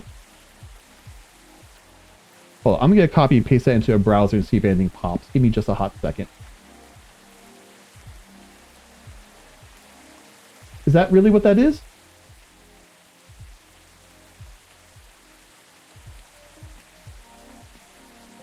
Okay, that's what it is. So that's the GPS coordinates of the Pyramid of Giza. Interesting. All right. Am I supposed to give him anything? Nope. All right. Serve it up. Here is 299.792.458 for a light speed traveler. Oh, we like this name. It's evocative and adventurous. Evocative? Yes. Is the speed of light not evocative of great adventures? The speed of light. Oh, wow. Way to target the audience, Orem. Thank you. Would you like to taste, Silver? I love it. It's exactly what I needed. It's got a spicy kick of ginger to start with. It keeps you on your toes. But then the honey makes it sweet and comfortable. In fact, reminds me of you, Amanda. How does that taste remind you of us? I guess he's saying that you're sweet, but with a strong character as well. That's about right. Okay, hold up a second. Thank you. And then over here. Oh, overshot. Thank you. And then anything in stories? Okay, no. All right. Ellipses. We do not entirely comprehend, and yet we are pleased. Well, that's settled then.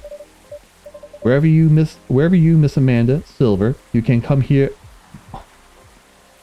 Whenever you miss Amanda Silver, you can come here and I'll make you this drink. Okay, that makes more sense now. I like that. Thank you, Orem. Whoa, careful there. You don't want to spill your drink you enjoy so much. Ah, you're right. I just got so excited I could barely sit still. So why did entire everything shake? I can imagine. A first trip across the country? It's a big deal. It is. That's not the only reason I'm excited. Oh, is your friend coming with you as well? Okay, that was quite a dramatic pause. I really want to know what you're going to do say now. You seem quite to lead very interesting lives. Oh, not at all. I think I'm quite boring a person. With a secret society and an alien background? Ellipses. It is true that some of my life circumstances are a bit unusual. But this particular thing is very commonplace. Our sibling is decided because his date will be joining us. Hold it. And in fact, we must be fair and acknowledge that we may have misjudged her based on her lack of facial symmetry. Although Pearl's features are 9.213% different from left to right, we agree with her movie analysis 99.999%. Wow, hold on. Amanda, you have met Pearl and you talked about movies? And now she's joining you two on a holiday? How did any of this happen? We watched westerns all together last night. Pearl likes them a lot as well. You don't sound thrilled. Fortunately, she also likes space travel operas. Ah, I see. Learning couple compromises the hard way. I suppose so. Well, I'm glad to hear she's met a man and that they get along. Does that mean she also knows where you're from, Silver? She does. In fact, I told her about that on our very first date. That's very bold. And brave. I was pretty close on that one. It's very hard to put yourself out there under any circumstances. To reveal something so vulnerable to someone you've just met and are starting to like? That takes guts. Ah, you're very kind. I don't think so. To be honest, I hadn't planned it all that way. Although I've always felt the same safe here with all the regulars. I know that not everyone would be open-minded about me. And so I wasn't sure I'd say anything to Pearl that night. But as we were talking, I was so happy to learn more about her, about who she is. I realized I didn't want her to have an incomplete picture of me. My past is part of me. If my goal is to find someone who sees me for who I am, then she needs to know all about who I am, too. And in that end, that was the right decision. Ellipses. Well, I still say that if she heard your story, and that changed how she viewed you, then she wouldn't have been worth your time anyway. That's fair. But still, even knowing that, I admire you a lot. The truth is, and this is a bit of a strange thing to say, but I think I'm proud of who I've become. I want the people I love to be proud of me too. What is proud? Proud is, for yourself, I think it's when you start to be satisfied with what you're achieving. Especially if you have to fight to get there. And for others, it's when you think of someone you care about, consider who they are and the way they're acting, and it just fills you with joy. Ah, we see. Then we are definitely proud of you. Oh. Zip. Deflect. Pause. You two are really a sweet family. And so are you and Mrs. Lua, Mr. Baileys. True. Chosen families can also rock. Yes, when we met Pearl, we came to a conclusion. There is no difference in nature or expression between a family that you are born with and the family that you acquire by choice. Both demand work and understanding. There may be a minute difference in the specific processes, but the bond appears to be 99.999% similar in the end. So it is. Well, we should probably get going. Yes, we must go pack. First time I see someone excited about that specific part. What Amanda really meant to say is I must pack, while she analyzes the Earthling's ritual of folding shirts, rolling up socks, and so on. Precisely. This is further information for our research. We are thrilled. Good luck, Silver. Indeed. Do enjoy your trip, both of you. Hope you'll tell us about us when you get back, Silver. I will. Good night to the two of you, then.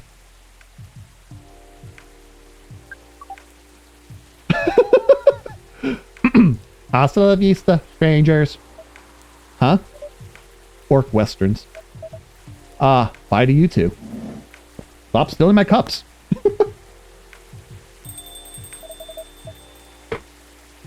There's never a dull moment in your cafe, Orem. I try. Speaking of which, would you like to hold some party or after party for your wedding here?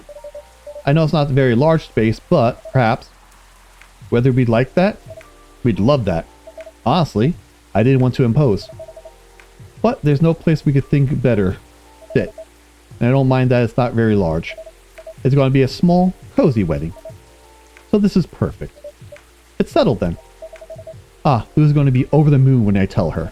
In fact, I'm going to go tell her right now. That's a very exciting prospect. It really is. Thanks again, Horum. You're like a guardian angel for us. And on that note, I'm off. Good night. Because you're getting married, you can keep the cup on the house. Make it a wedding gift. More like a guardian hive mind. Good night, Mr. Baileys.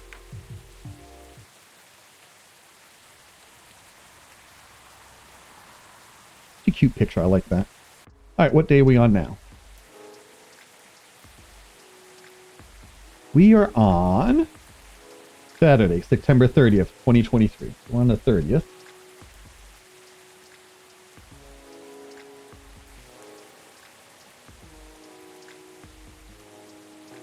Alright, so what do we got? The 30th, so this is 1, 2, 3 more days after that? Yeah.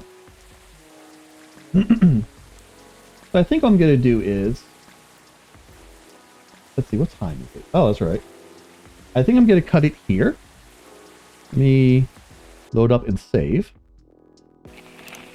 Save game. Yes. And then main menu. And just because I'm OCD, I'm going to continue just to see where I'm at. Where is it going to put me at? The beginning, or is it going to put me out here? Okay, it puts me on that. All right, main menu. All right. Boop. Alrighty then. All right, let's close that up. Stretch. Oh, that was fun. I'm looking forward to finish this up. See where these stories go. Silver and Amanda is going to take a countrywide trip, so that's going to be amazing. Lua and Bailey are getting their marriage together, and we call having it at the coffee shop, or at least an after party. And we still need to know what Riona does for her music stuff. And then Georgie with his poor ghost experience for his beats. So lots of stories unfolding. So I hope you're all enjoying it. I want to wish you all a happy and wonderful evening. Thank you all for hanging out, for keeping me sane and chatting. You guys are special. You guys are amazing. Don't you ever forget it. And I'll catch you all next time. Be safe and have fun. Bye-bye.